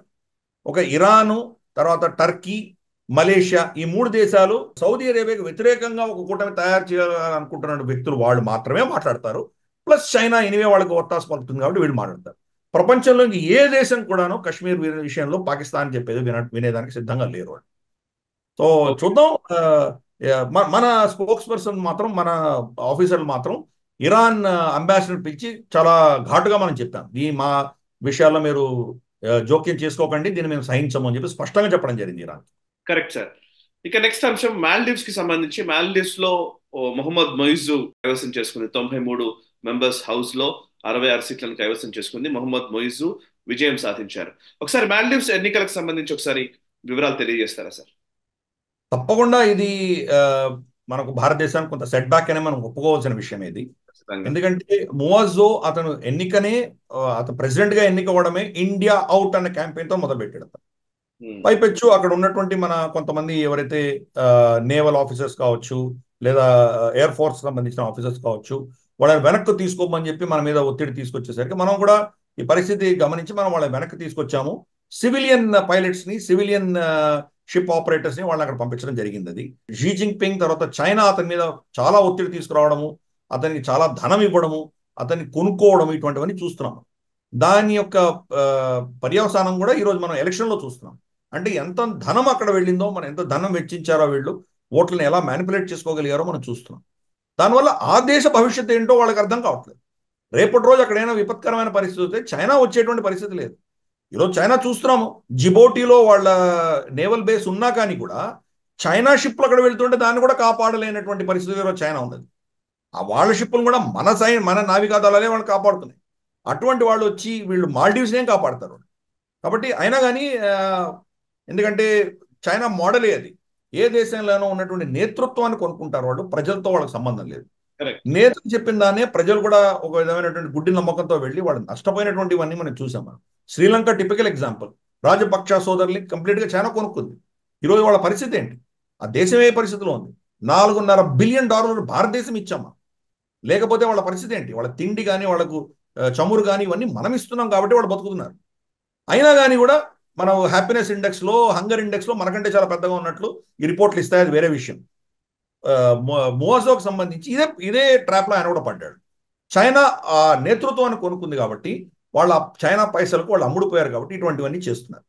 గత 2-3 నెలల్లో 3-4 సార్లు వాళ్ళ రీసెర్చ్ వెసల్స్ వచ్చి, ఇప్పుడు కూడా మనం మాట్లాడుతుండగా, మన ప్రోగ్రామ్ చేస్తుండగా ఒక రీసెర్చ్ వెహికల్ మాలేలో ఆల్రెడీ వచ్చి ఉంది, అక్కడ మాల్డీవ్స్లో వచ్చి ఉంది. ప్లస్ భారతదేశం నుంచి పర్యాటకులు తగ్గిపోయి ఈరోజు మనం 6వ స్థానానికి వెళ్ళాం. అయినా కానీ వాళ్ళకి బుద్ధి రావట్లేదు. వాళ్ళ ఎకానమీ గణనీయంగా దెబ్బతింటున్నప్పుడు మళ్ళీ మన దగ్గరకు వచ్చి వాళ్ళు అర్థించారు, మాకేదైనా బెయిల్అవుట్ ఇవ్వండి, మాకేదైనా సాయం చేయండి అని వాళ్ళు వచ్చి అడుగుతున్నారు. చూద్దాం వాళ్ళ ప్రజల నిర్ణయం. మనం ఏంటంటే ప్రజల మీద ఇన్వెస్ట్ చేస్తాం, ఎప్పుడూ నేతృత్వం కాదు. అందుకనే ఈరోజు మనం తాలిబాన్లో కూడా, ఆఫ్ఘనిస్తాన్లో కూడా తాలిబాన్ వచ్చినా కానీ కూడా వాళ్ళ ప్రజలు ఇప్పుడు కూడా భారతదేశం పట్ల మైత్రి భావంతో ఉన్నారని అర్థం చేసుకోవాలి. అందుకని తాలిబాన్ కూడా వాళ్ళకు ఆ ప్రజల్లో ఉన్నటువంటి అభిప్రాయానికి తల ఒగ్గి ఈరోజు పాకిస్తాన్కి వ్యతిరేకంగా భారతదేశానికి దగ్గరగా ప్రవర్తించే దానికి వెనకాల కారణం కూడా అది. మనం ప్రజల మీద ఇన్వెస్ట్ చేస్తాం. ఇప్పుడు కూడా మనం మాల్డీవ్స్ ప్రజల మీద ఇన్వెస్ట్ చేస్తాము. చూద్దాం రాబోయే రోజుల్లో మరి మోజో చేసే పిచ్చి పనులకు ఆ దేశం ఎంత సఫర్ అవుతుందో, ఎంత దెబ్బతింటుందో చూద్దాము. వాళ్ళకి ఎప్పుడో ఒకప్పుడు జ్ఞానోదయం జరిగి వాళ్ళకి అసలైన మిత్రుడు ఎవరో, అసలైన శత్రువు ఎవరో తెలుసుకుంటే వాళ్ళకి భవిష్యత్తు ఉంటుంది. లేకపోతే శ్రీలంకకు పట్టినకైతే వాళ్ళకు కూడా పడుతుంది. Right sir. చైనాకి సంబంధించిన ఒక శాటిలైట్ ఇమేజ్ ఇప్పుడు చాలా సీరియస్ గానే కనబడుతోంది. అది ఒక శాటిలైట్ ఇమేజెస్ ద్వారా చైనా ఆక్యుపైడ్ కాశ్మీర్, ముఖ్యంగా సియాచిన్ గ్లేషియర్ కి సంబంధించిన ప్రాంతంలో ఒక చైనా అక్కడ ఒక రోడ్ నిర్మిస్తున్నట్టుగా తెలుస్తోంది. ఇన్ఫ్రాస్ట్రక్చర్ డెవలప్మెంట్ యాక్టివిటీ అనేది అక్కడ స్పష్టంగా కనబడుతోంది. సియాచిన్ గ్లేషియర్ అనగానే మనకు తెలుసు, మనం చాలా సార్లు మనం ఎక్స్ప్లెయిన్ చేసాం, మళ్ళొకసారి చెప్తున్నాం ప్రేక్షకుల కోసం. 1963లో పాకిస్తాన్ ఆక్రమిత భూభాగం ఏదైతే షక్స్గమ్ వ్యాలీ ఉందో, మన భూభాగము పాకిస్తాన్ ఆక్యుపై చేసుకున్నది 47-48లో. దాన్ని 1963లో చైనాకి అప్పగించింది. సో అక్కడ ఇప్పుడు రోడ్లు నిర్మాణం చేస్తోంది చైనా.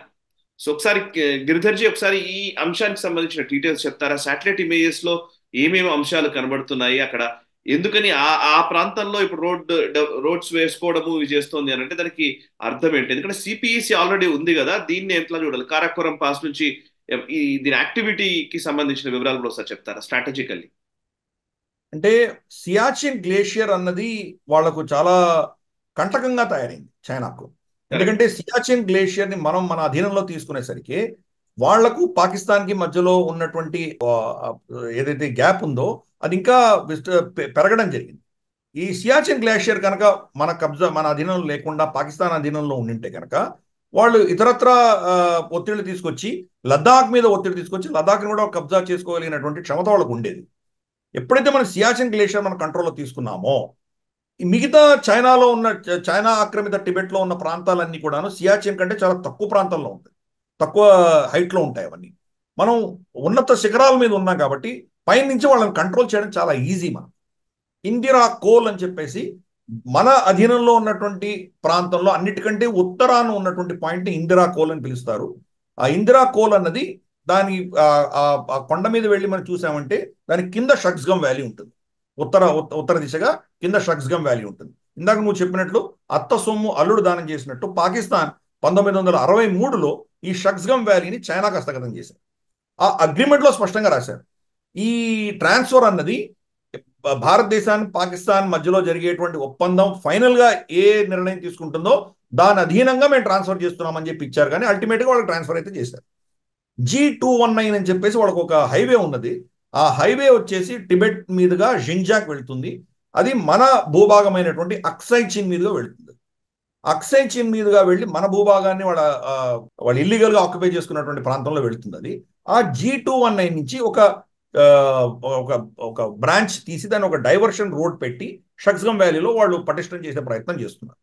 అంటే రేపటి రోజు భారతదేశం యుద్ధం అంటూ వస్తే షక్స్గమ్ వ్యాలీ నుంచి కూడా మనల్ని అటాక్ చేయడానికి సిద్ధపడుతున్నారు, వాళ్ళు సిద్ధమవుతున్నారని అర్థం చేసుకోవాలి.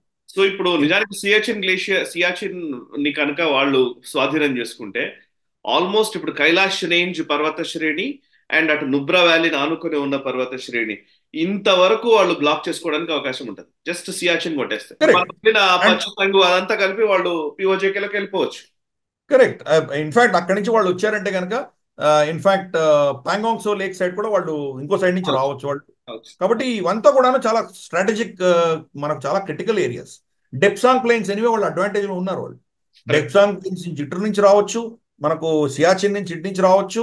ప్లస్ ఇక్కడ స్పంగూర్ గ్యాప్ నుంచి కనుక వాళ్ళు ఏమైనా భారతదేశాన్ని వాళ్ళు బ్రేక్ చేయగలిగితే 3 పిన్సర్ అటాక్ అంటారు కదా, 3 అటాక్స్ మన మీద చేశారంటే లదాఖ్ మన చేయి జారిపోతుంది. దానికోసం వాళ్ళు ప్రయత్నం చేస్తున్నారు. మనకు అడ్వాంటేజ్ ఏంటంటే మనకు సియాచిన్ గ్లేషియర్ 25,000 అడుగుల ఎత్తులో ఉన్నాం కాబట్టి వాళ్ళ కింద ఎన్ని రోడ్లు వేసుకున్నా పైకి ఎక్కి రావాలి కదా. వాళ్ళు పైకి ఎక్కి రావాలంటే మనం పైన కూర్చొని వాడు పెట్టడం కాల్సినట్టు అడ్వాంటేజ్ మనదే ఉండదు. అలాగే స్పంగూర్ గ్యాప్ లో కూడా చిన్న నేరో 2 కొండల మధ్యలో ఒకటే రోడ్డు ఉన్నది. మనం ఎప్పుడైతే ఆ గురుంగ్ హిల్ పైన తర్వాత అక్కడ ఉన్నటువంటి శ్రేణులు మనం టైగర్ హిల్ ఆఫ్ కోర్స్ ఇక్కడ ఉంది మనకు Dras correct, black top, Magar hill, ఇవన్నీ ఏవైతే గురుంగ్ హిల్ ఇవన్నీ అయితే ఉన్నాయో వీటిని మనం ఆక్యుపై చేసినప్పుడు ఇన్ఫాక్ట్ మన అధీనంలోనే ఉన్నాయి అవి. అక్కడి నుంచి మనం కనుక వాళ్ళు చూడగలిగితే వీళ్ళ స్పంగూర్ గ్యాప్ లో ఉన్నటువంటి వాళ్ళ మోల్డో గ్యారిసన్ కావచ్చు, లేదా దాని వెనకాల ఉన్నటువంటి ఆ రోడ్ కావచ్చు, అంతా కూడా మనకు కళ్ళకు కనిపిస్తూ ఉంటుంది. వాళ్ళు ఎక్కడ తప్పించుకునే లేనటువంటి పరిస్థితి. వాళ్ళని పిట్టలు కాల్చేట్టు కాల్ చేయొచ్చు. ఈ 2 దగ్గర మనకు అడ్వాంటేజ్లు ఉన్నాయి. మనకి డిసడ్వాంటేజ్ డెప్సాంగ్ ప్లెయిన్స్ లో ఉంది. అందుకని మనం ఏం చేస్తున్నామంటే డెప్సాంగ్ ప్లెయిన్స్ లో మన రోడ్ ఏదైతే ఉందో వాళ్ళ ఫైరింగ్ రేంజ్ కి దగ్గరగా ఉంది కాబట్టి ఇంకొక ఆల్టర్నేట్ రూట్ వేసుకున్నాం. మనకు లే నుంచి దౌలత్ బేగ్ ఓల్డీకి వెళ్ళడానికి ఇంకో ఆల్టర్నేట్ రూట్, దాన్ని మళ్ళీ 2 బ్రాంచ్లు పెట్టుకున్నాం. అది చాలా ఎత్తైన పర్వత శ్రేణులు కట్ చేసుకుంటూ వెళ్తుంది. ఆల్మోస్ట్ 19,000 అడుగుల ఎత్తులో హైవే ఉంది. మనం కార్డుంగ్లా పాస్ అన్నిటికంటే హైయెస్ట్ అనుకున్నాం, కానీ అంతకంటే హయ్యర్ పాసెస్ మీద 2 రోడ్లు వేసారు బార్డర్ రోడ్ ఆర్గనైజేషన్. కాబట్టి ఈ ప్రాంతం అంతా కూడా మనకు చాలా కీలకం. కాబట్టి ఈ జరుగుతున్నటువంటి పరిణామాలను మనం గమనిస్తున్నాం. దానికి మన ప్రతిక్రియ ఏంటి? రాజ్నాథ్ సింగ్ గారు అక్కడ వెళ్ళారు, సియాచిన్ గ్లేషియర్కి వెళ్ళొచ్చారు. రక్షణ మంత్రి అక్కడ వెళ్ళి రావడం అనేది చాలా కీలకమైంది. అంటే మనం చైనాకు మెసేజ్ పంపిస్తున్నాం, మీరు అక్కడ ఏం చేస్తున్నారో మేమంతా అబ్జర్వ్ చేస్తున్నామని చెప్పడానికి ఆయన అక్కడ వెళ్ళారు. ఎప్పుడు వెళ్ళారు ఆయన? ఎలక్షన్ సమయంలో చాలా హడావిడిగా ఉండి చాలా బిజీగా ఉన్నటువంటి సమయంలో ఎలక్షనియరింగ్ మధ్యలో ఆపి ఆయన వెళ్ళొచ్చారు. అంటే అర్థం చేసుకోవచ్చు ఎంత కీలకమైనటువంటి ప్రాంతమో, ఎంత సీరియస్గా మనం చూస్తున్నాం. అంటే ఇంత ఎన్నికలు జరుగుతున్నా కానీ భారత ప్రభుత్వం కానీ, మన నేతృత్వం కానీ, మన ఆర్మ్డ్ ఫోర్సెస్ కానీ చైనా పాకిస్తాన్కి సంబంధించిన విషయాల్లో ఇంత కూడా వాళ్ళు దానికి ఆ, అప్రమత్తంగా ఉండేటువంటి పరిస్థితి నుంచి ఒక్క ఇంచు కూడా తగ్గకుండా వాళ్ళు రక్షణ కవచాన్ని పెట్టుకొని కూర్చున్నారు. ఇది మనం వాళ్ళని నిజంగా అభినందించవలసినటువంటి విషయం. సార్ నెక్స్ట్ అంశంలోకి వెళదాం. Antony Blinken China visit. So అమెరికాకు సంబంధించిన స్టేట్ సెక్రటరీ అయినటువంటి ఆంటనీ బ్లింకెన్ చైనా పర్యటనలోకి వెళ్ళడం జరిగింది. చైనా పర్యటనలో కొంత అంత శాంతియుతంగా జరిగినట్టుగా అయితే అనిపించట్లేదు. సో రష్యాతో చైనా సత్సంబంధాల విషయంలో కావచ్చు, అనేక రకాల్లో కావచ్చు, కొంత ముభావంగానే ఈ ట్రిప్ జరిగిందని విశ్లేషణలు, వ్యాఖ్యానాలు వినిపిస్తున్నాయి సార్. ఒకసారి బ్లింకెన్ విజిట్ ని మీరు ఎక్స్ప్లెయిన్ చేస్తారా? సార్, బ్లింకెన్ చైనాకి వెళ్ళవలసిన ఆవశ్యకత ఎందుకు వచ్చింది? కరెక్ట్. అంటే 2 మెట్లు దిగి వీళ్ళే వెళ్ళారు. కరెక్ట్. అంటే చైనాని బెదిరించడానికి వెళ్ళారా? నిజంగా చైనాని బెదిరిస్తే బెదిరిపోయేదానికి సిద్ధంగా ఉందా చైనా? మనకు వస్తున్నటువంటి వార్తల ప్రకారం వాంగ్ ఈ, చైనానే వార్నింగ్ ఇచ్చింది వీళ్ళకని. కరెక్ట్, వాంగ్ ఈ అంగి. రెడ్ లైన్స్ దాటడానికి వీలు లేదు అని వార్నింగ్ ఇచ్చారు. వాళ్ళ రెడ్ లైన్స్ ఏంటి? ఎసెన్షియలీ తైవాన్కి సంబంధించి కానీ, టిబెట్కి సంబంధించి కానీ, షింజియాంగ్కి సంబంధించి కానీ వన్ చైనా పాలసీకి వ్యతిరేకంగా మీరేం మాట్లాడకండి. సో అది వాళ్ళ ఫస్ట్ రెడ్ లైన్. అది రెండవది, ఈవెన్ షీ జిన్పింగ్ కలిసినప్పుడు ఆయన కూడా ఏం చెప్పారంటే, మనల్ని కాంపిటేటర్స్గా ఎందుకు చూసుకుంటాం, మనం పార్ట్నర్స్గా చూడాలి. పార్ట్నర్స్గా మనం వ్యవహరించామంటే పద్ధతి వేరేగా ఉంటుంది. కాంపిటీషన్ అనేసరికి మీరు నష్టపోతారు, మేము నష్టపోతామని చెప్పడం అని ఒకటి జరిగింది. అదే సమయంలో ఒక న్యూక్లియర్ థ్రెట్ ఇవ్వడం జరిగింది. అంటే అదే టైంలో ఏదైనా మిస్కాల్కులేషన్ అయితే కనుక ఏమైనా జరగచ్చు, యుద్ధం జరగచ్చు అని వాళ్ళు కొన్ని టెస్టింగ్ చేయడం, ఇటువంటివన్నీ చేయడం జరిగింది. అంటే ఆయన వచ్చినప్పుడు మెసేజ్ ఏమి ఇస్తున్నారంటే, మేము దీనికి కూడా సిద్ధంగా ఉన్నాం అన్నటువంటి మెసేజ్ ఇచ్చే ప్రయత్నం చేశారు. అసలు ఆంటనీ బ్లింకెన్ వెళ్ళవలసిన ఆవశ్యకత ఏమున్నది? ఆయన ఫోన్లో మాట్లాడిండొచ్చు. ఈయన ఏదో వాళ్ళని బెదిరిద్దామని వెళ్ళి ఉంటే కనుక వాళ్ళే ఉల్టా ఈయనని కొట్టి పంపించినట్టు మనకు స్పష్టంగా అర్థమవుతుంది. ఎందుకంటే అమెరికా డెస్పరేట్గా ఉంది. ఇప్పుడు చైనా కనుక థర్డ్ ఫ్రంట్ ఓపెన్ చేసిందంటే, ఫిలిప్పైన్స్ తోటో టైవాన్ తోటో ఓపెన్ చేస్తే అమెరికా ఎక్కడికి వెళ్తుంది? ఆల్రెడీ రష్యా యుక్రెయిన్ యుద్ధంలోనే వాళ్ళు కంప్లీట్ గణనీయంగా నష్టపోయింది అమెరికా. వాళ్ళ రిజర్వ్ మెటీరియల్ అంతా కూడా యుక్రెయిన్కి పంపించేసింది. కాంగ్రెస్ ఏమో మొన్నటి దాకా వాళ్ళకు ఫండింగ్ చేయడానికి ఒప్పుకోలేదు. జస్ట్ 3 రోజుల క్రితం ఫైనల్గా ఒప్పుకుంది కాంగ్రెస్. సో ఇప్పుడు ఇజ్రాయెల్కి, యుక్రెయిన్కి, తైవాన్కి కూడా ఫండింగ్ ఇవ్వడానికి వాళ్ళ కాంగ్రెస్ ఒప్పుకుంది. ఎంతకాలం ఇది నడుస్తుందో తెలియదు. అటువంటి పరిస్థితులలో మూడో ఫ్రంట్ చైనా ఓపెన్ అయిందంటే వాళ్ళకి ప్రాబ్లమ్స్ వస్తాయి. కాబట్టి దానిని నివారించే దిశగా ఆయన వెళ్ళడం జరిగింది. అన్ఫార్చునేట్గా దానివల్ల ఏం గుణం చూపించలేదు. ప్లస్ రష్యాతో మీ సంబంధాలు తగ్గించుకోండి అని కూడా చెప్పడం జరిగింది. చైనాకు చెప్తే చైనా వినేటువంటి పరిస్థితి ఉందా? చైనా ఇంత పెద్ద ఎకానమీ. అది చైనీస్ ఎకానమీలో మీ ఇన్వెస్ట్మెంట్స్ ఎన్ని ఉన్నాయి? Trillions of dollars American investments ఉన్నాయి. మీరు పోయి వాళ్ళకి చెప్తే వాళ్ళు వినే పరిస్థితిలో వాళ్ళు ఉన్నారా? ఎనీవే, ఏదో మన ఇద్దరి మధ్యలో చర్చలు జరుగుతున్నాయి, అది శుభసూచకమని వాంగి చెప్పి దాన్ని కొట్టేశాడు. కానీ చైనాని కంట్రోల్ చేసే శక్తి, క్షమత జో బైడెన్కే తెలియదు.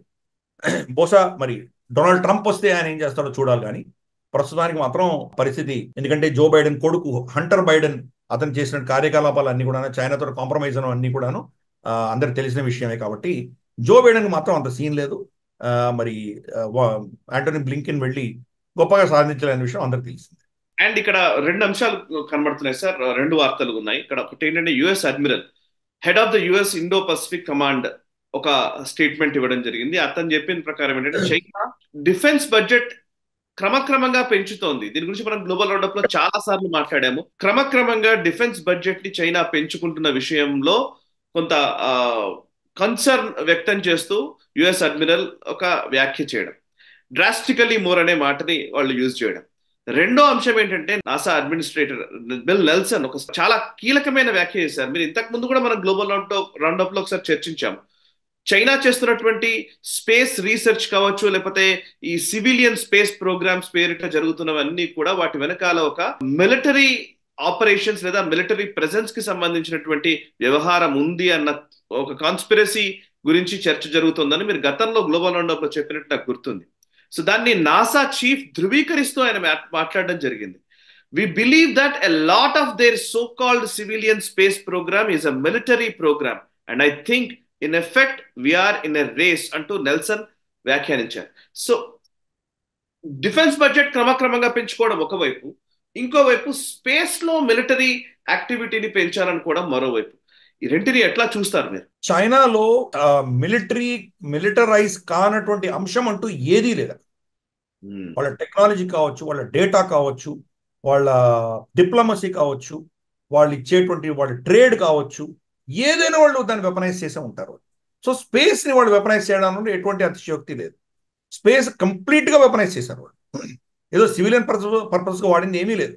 రేపటి రోజు యుద్ధం అంటూ జరిగితే కనుక వాళ్ళ శాటిలైట్స్, అమెరికన్ శాటిలైట్స్ని వెళ్ళి వాళ్ళు ఢీకొని దాన్ని ధ్వంసం చేయగలిగినటువంటి విధంగా దాన్ని తయారు చేసుకున్నారు.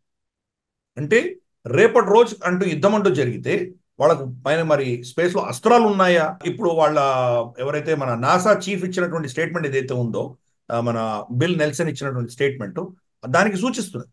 చాలా శాటిలైట్స్ వాళ్ళు పంపించినవి దాంట్లో అస్త్రాలు పెట్టుకున్నారేమో మనకు తెలియదు. రెండవది, శాటిలైట్నే అస్త్రాలుగా వాడుకొని ఆత్మాహుతులు దళాలుగా తయారు చేసేటువంటి ఒక ప్రోగ్రామ్ చైనా దగ్గర ఉన్నది. కాబట్టి సివిలియన్ అంటూ వాళ్ళ దగ్గర ఏమీ ఉండదు. అన్నీ వెపనైజ్ అయ్యే ఉంటాయి, అన్నీ మిలిటరైజ్ అయ్యే ఉంటాయి. వాళ్ళు బుద్ధుడిని మిలిటరైజ్ చేశారు వాళ్ళు. అలాగే మనం నీళ్లను మిలిటరైజ్ చేశారు. కింద ఉన్నటువంటి రాష్ట్రాలు కంబోడియా, వియట్నాం వీళ్ళందరూ నీళ్లు రాకుండా ఆపేయడం జరిగింది. వాళ్ళ కోపం వస్తే నీళ్లు ఆపేస్తారు. కాబట్టి వాళ్ళు వెపనైజ్ చేయనటువంటి వస్తువు ఆ దేశంలో ఏమీ లేదు. ఆ దేశాన్ని ఒక నార్మల్ దేశంగా మనం పరిగణించడమే మన తప్పు. దాన్ని నార్మల్ దేశంగా పరిగణిస్తే నష్టపోయేది మనమే. ఏ అంశంలో కూడా వాళ్ళు మానవతా దృక్పథంతో కానీ, లేదా ఒక రెండు మెచ్యూర్డ్ దేశాలు ఎలా ప్రవర్తిస్తాయో అలా ప్రవర్తిస్తాయని అనుకోవడం కానీ మన తప్పు. చైనా చాలా క్లియర్గా ఉన్నది. ప్రతి అంశంలోనూ ప్రపంచాన్ని వాడే డామినేట్ చేయాలి. కాబట్టి దీనికి కావాల్సినటువంటి శక్తి మనం పెంచుకోవాలన్న దిశగానే వాళ్ళు పనిచేస్తున్నారు. అదే మిలిటరీ స్పెండింగ్ కూడా అదే చూపిస్తున్నారు. $296 బిలియన్ వాళ్ళ డిఫెన్స్ బడ్జెట్ అని చెప్పుకుంటారు.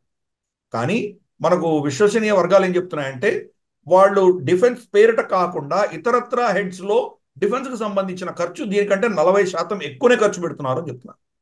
అంటే రమారమి మనం చూస్తే కనుక $340-350 బిలియన్ ఖర్చు పెడుతున్నారు డిఫెన్స్కి. ఆ దేశంలో ఒక వింత విషయం ఏంటంటే వాళ్ళ దేశ రక్షణకి ఎంత ఖర్చు పెడతారో అంతకంటే ఎక్కువ ఖర్చు ఆ దేశంలో వాళ్ళ ప్రజల్ని కంట్రోల్ చేయడానికి వాళ్ళు వాడుకుంటారు. ఇంటర్నల్ డిఫెన్స్, ఇంటర్నల్ కంట్రోల్ కోసం వాళ్ళు ఎక్కువ వాడతారు. పోలీస్ కావచ్చు, ఎస్పియోనాజ్ కావచ్చు, లేదా వాళ్ళ సైబర్ ఆర్మీ కావచ్చు, 5G టెక్నాలజీ ఇవన్నీ వాడి ఎవరు ముఖ కవళికలలో ఎటువంటి తేడాలు వస్తే వీడు వాళ్ళ దేశానికి వ్యతిరేకంగా, షీ జిన్పింగ్ వ్యతిరేకంగా ఏం ఆలోచన చేస్తున్నాడో అని అనుమానించి వాడిని అరెస్ట్ చేస్తారు. ఇటువంటివన్నీ కూడాను వాళ్ళు చేస్తున్నారు. కాబట్టి ప్రపంచంలో ఎవరు చేయనంత ఖర్చు వాళ్ళు పెడుతున్నారని అర్థం చేసుకోవాలి.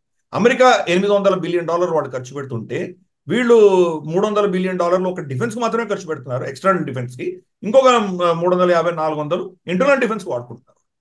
కాబట్టి ఆ దేశంలో జరుగుతున్నటువంటి ఈ విషయాల్ని అమెరికా ఇప్పుడిప్పుడు తెలుస్తుందా, లేదా వాళ్ళు తెలిసి ఇంతవరకు చెప్పకుండా ఇప్పుడే చెప్పడం మొదలు పెట్టారా? ఆ విషయం మనం అబ్జర్వ్ చేయవలసిన విషయం. గత 29 సంవత్సరాలుగా కంటిన్యూస్గా వాళ్ళ డిఫెన్స్ బడ్జెట్ పెరుగుతుంది. భారతదేశం కూడా మనం ఆల్మోస్ట్ ప్రతి సంవత్సరం బడ్జెట్ వచ్చినప్పుడు, సాయి గుర్తుంటుందో లేదో నీకు, మనం దీని మీద చర్చిస్తున్నాం. మన డిఫెన్స్ బడ్జెట్ పెరగవలసినంత పెరగట్లేదు అని చెప్పి నా ఆవేదన ప్రతిసారి చెప్తున్నాను. ఏ ప్రభుత్వం వచ్చినా అదే చెప్తున్నాను. దానికి ఉదాహరణ ఇప్పుడు మనం చూస్తున్నాం, దాని నిదర్శనం చూస్తున్నాం. మనం చైనా ఇంత ఖర్చు పెడుతున్నప్పుడు మనం కనుక ఖర్చు పెట్టకపోతే రేపు మన రక్షణలో ఏదైనా కొంచెం తేడా వచ్చిందంటే మన పరిస్థితి ఏమవుతుంది? ఇంత అభివృద్ధి కూడాను పన్నీరు పాలయ్యేటువంటి, మన బొగ్గులో పాడేసినటువంటి పన్నీర్ లాగా తయారవుతుంది. అందుకని మనం డిఫెన్స్ రంగంలో చాలా ఫోకస్ పెట్టాలి. మోదీ ప్రభుత్వం చాలా పెట్టింది. మనం ఇండిజినైజ్ చేసాము. DRDO కావచ్చు, మన ఇతరత్ర ఆత్మనిర్భర్ కావచ్చు, ఇంకా గణనీయంగా మనం పెంచుకోవాల్సిన ఆవశ్యకత ఉన్నది. ఇప్పుడు జపాన్ కావచ్చు, జర్మనీ కావచ్చు, వీళ్ళందరూ కూడా వాళ్ళ జీడిపిలో, వాళ్ళ బడ్జెట్స్లో 2% వాళ్ళు డిఫెన్స్ స్పెండ్ చేస్తున్నారు. మనమేమో ఇంకా 1.4-1.5% స్పెండ్ చేస్తున్నాం. బహుశా దీన్ని ఇంకా ఇంక్రీజ్ చేయవలసిన ఆవశ్యకత మన మీద ఉన్నది. చైనా చేస్తున్నటువంటి చర్యలను చూసిన తర్వాత బహుశా వచ్చే టర్మ్ నుంచి మోదీ గారు దాని మీద ఇంకా ఎక్కువ ఫోకస్ పెడతారని మనకు. ఇంకో చైనీస్ నేవీ కాంబోడియాలో ఆపరేట్ చేస్తున్నట్టుగా US థింక్ ట్యాంక్ చెప్పింది. కాంబోడియాలో చైనీస్ నేవీ ఉండడాన్ని మీరు ఎట్లా చూస్తారు? యాక్చువల్గా మనం దీని గురించి గ్లోబల్ రౌండప్ లో చర్చించుకున్నాం సాయి. ఒక 5-6 నెలల క్రితం దీన్ని మనం చర్చించుకున్నాము. శాటిలైట్ ఇమేజెస్ వచ్చాయి, అక్కడ వాళ్ళు పెడుతున్నారని చెప్పాము. కానీ కంబోడియా ఏం చెప్పిందంటే లేదు ఇది ఏదో ఊరికే పోర్ట్ కాల్ వాళ్ళు వచ్చి నీళ్లు తాగిపోవడానికి వస్తున్నారని చెప్పి అలాంటిది ఏదో పిచ్చి ప్రగల్భాలు పలికారు.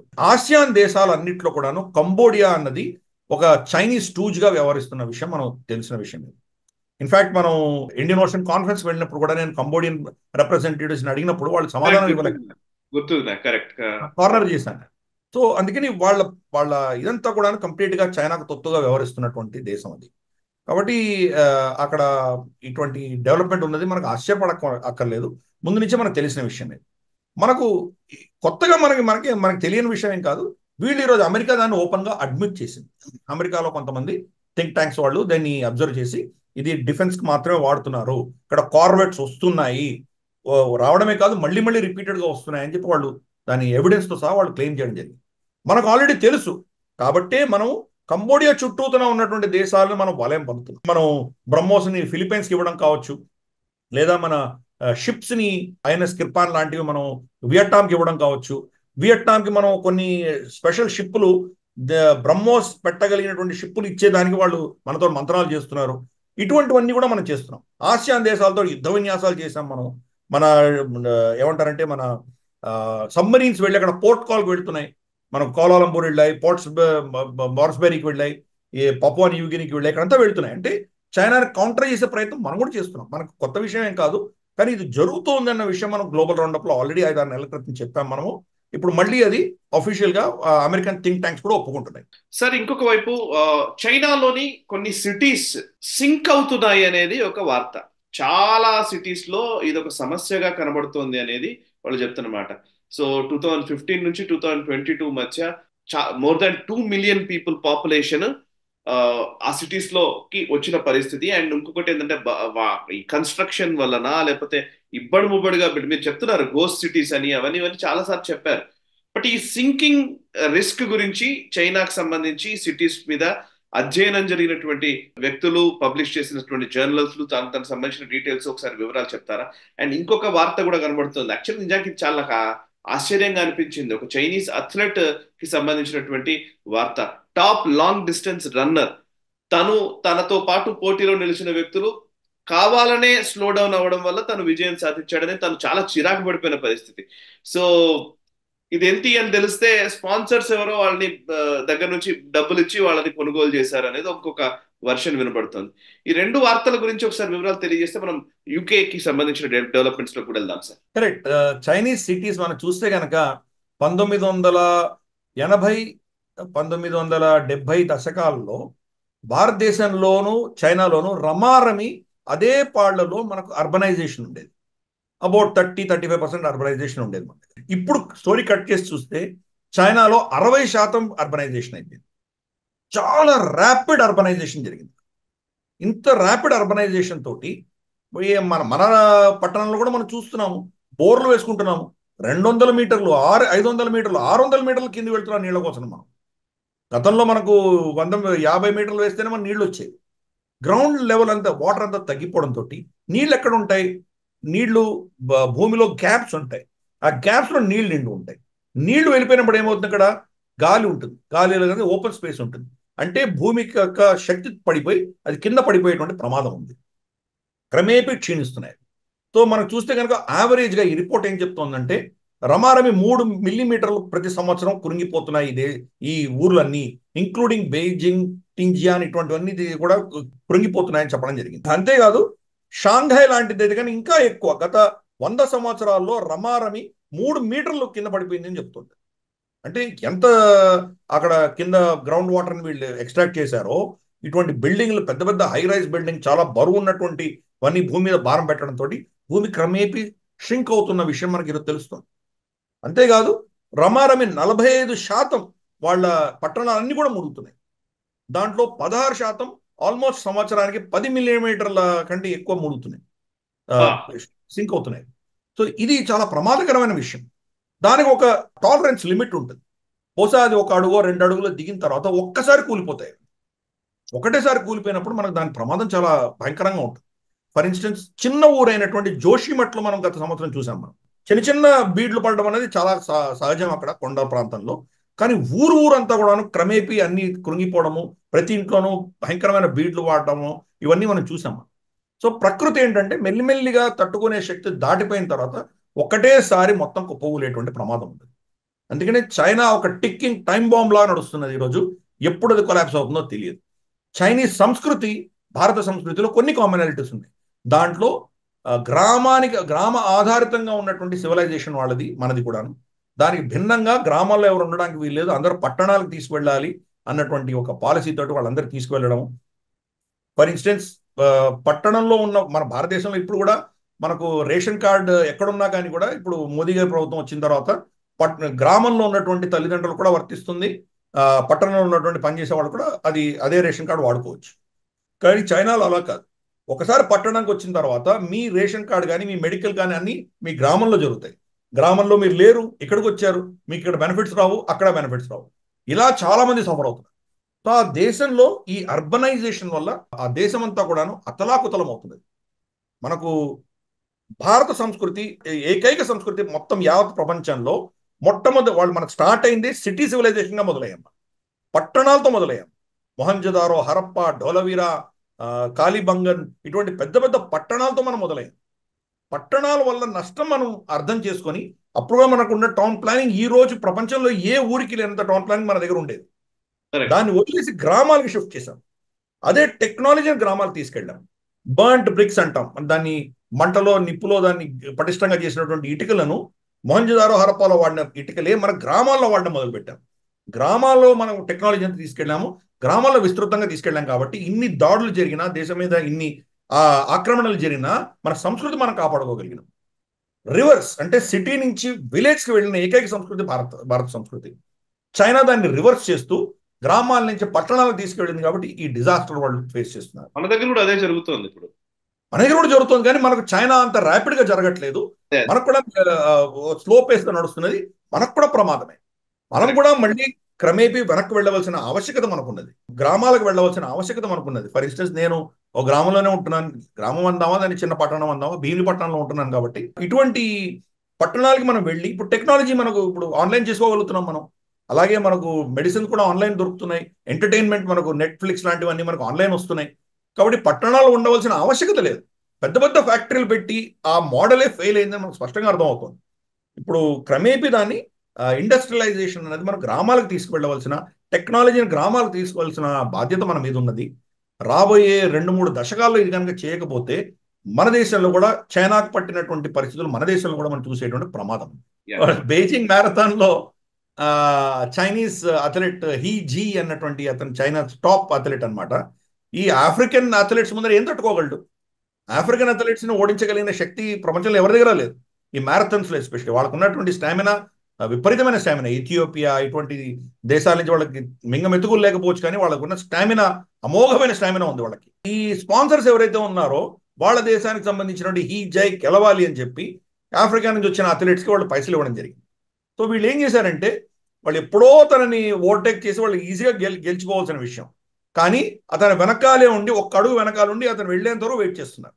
అంటే ఇతను బేస్ లైన్ క్రాస్ అయినా లెస్ దాన్ ఒక సెకండ్కి వీళ్ళందరూ క్రాస్ అయ్యారు. అంటే ఇది ఒక మ్యాచ్ ఫిక్సింగ్ గా స్పష్టంగా అర్థమవుతుంది. గెలిచారు, అందరు ఎంజాయ్ చేశారు, వాళ్ళ స్పాన్సర్షిప్ అయిపోయింది. ఎప్పుడైతే ఆ వీడియో వైరల్ అయిందో, వాళ్ళ యొక్క మ్యారథాన్ ఏదో బాడీ ఉన్నదో అథ్లెటిక్స్ బాడీ మీద వీళ్ళు ప్రశ్నలు వేయడం మొదలు పెట్టాక వాళ్ళు సిగ్గుతోటి ఏం చేయాలో తెలియక ఫైనల్ గా దాన్ని సస్పెండ్ చేసి, ఆఫీసర్ని సస్పెండ్ చేసి ఈ మెడల్ని అతని దగ్గర నుంచి తీసుకోవడం జరిగింది. వాళ్ళ బీజింగ్ ఒలింపిక్స్ లో కూడా ఇటువంటి చాలా వాళ్ళు చేసినటువంటి మోసాలు చాలా ఉన్నాయి. బీజింగ్ ఇందాక మనం అనుకున్నాం కదా, చైనా దేన్ని కూడా వదిలిపెట్టదు, ఆఖరికి స్పోర్ట్స్ని కూడా వాళ్ళు వెపనైజ్ చేస్తారు.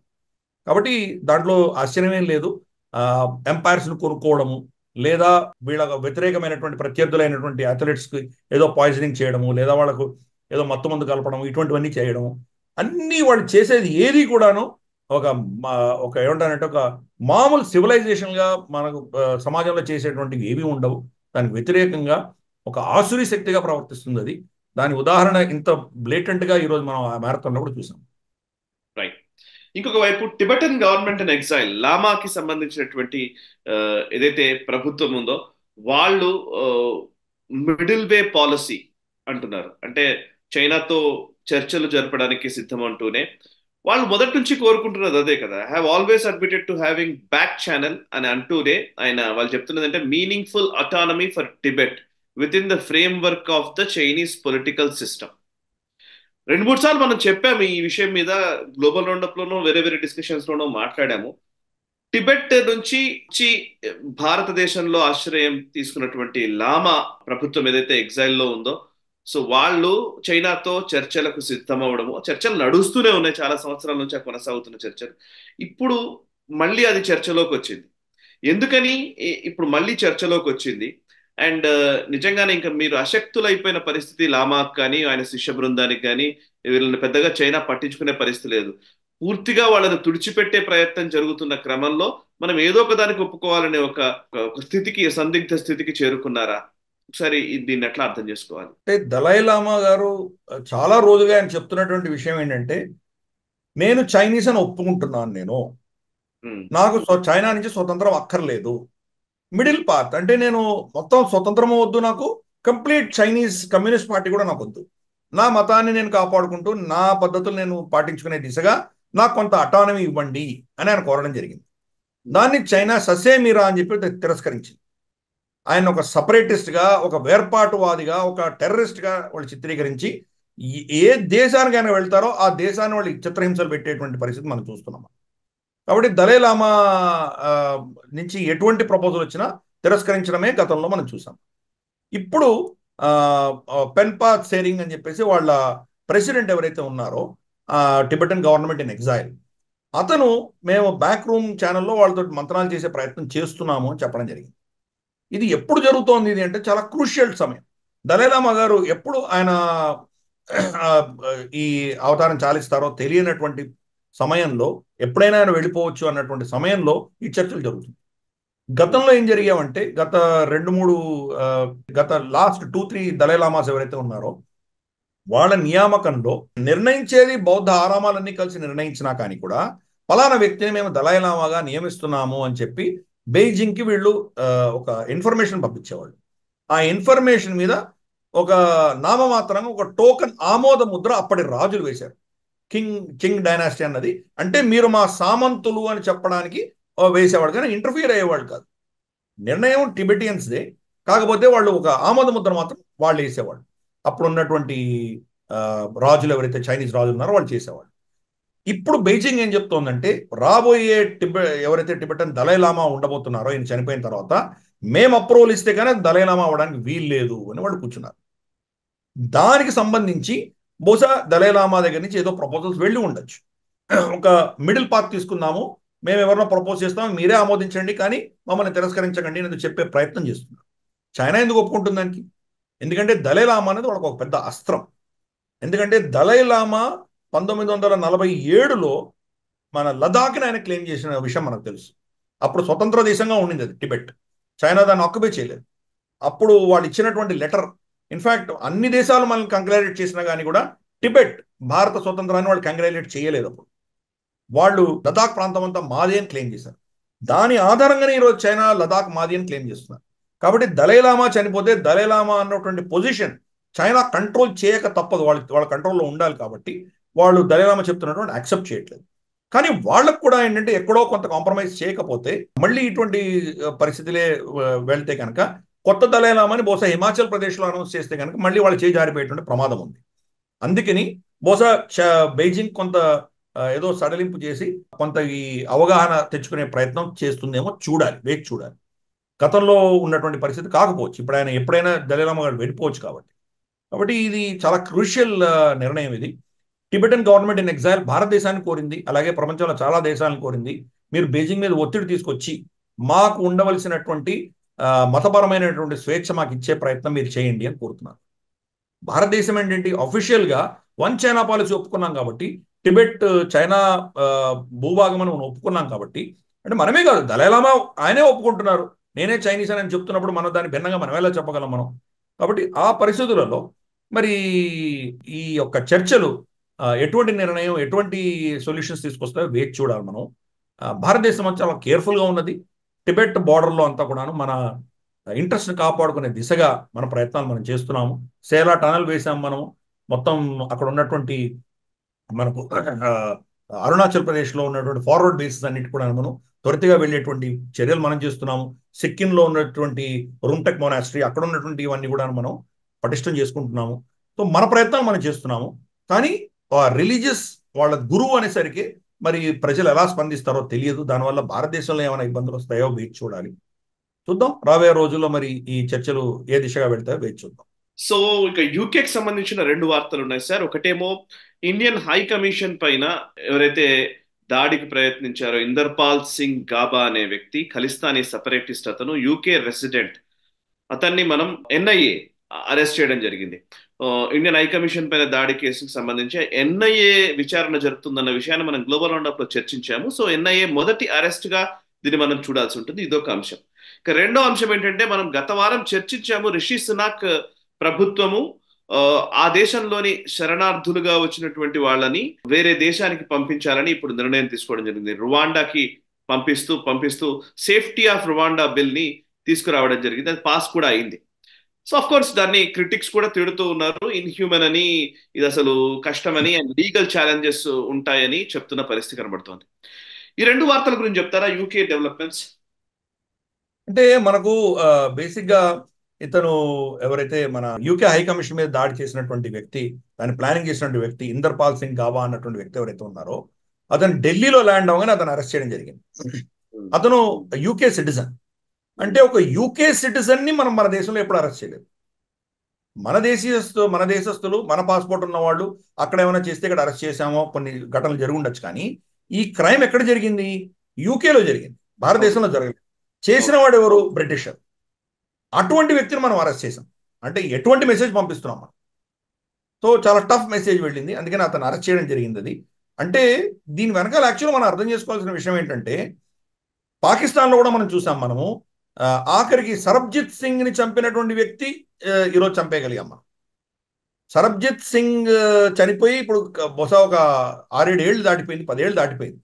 తర్వాత కూడా అతన్ని వెంటాడి మనం టార్గెట్ చేసి మనం ఎవరో మన భారతదేశానికి సమర్థిస్తున్నటువంటి కొన్ని శక్తులు అక్కడ చంపాయనుకుందాం. కాదు అంటే భారత నిఘా వర్గాలు కానీ మన ఇన్వెస్టిగేషన్ ఏజెన్సీస్ కానీ దేశ వ్యతిరేకమైనటువంటి శక్తులని కంటిన్యూస్ గా వాళ్ళు మానిటర్ చేస్తున్నారు.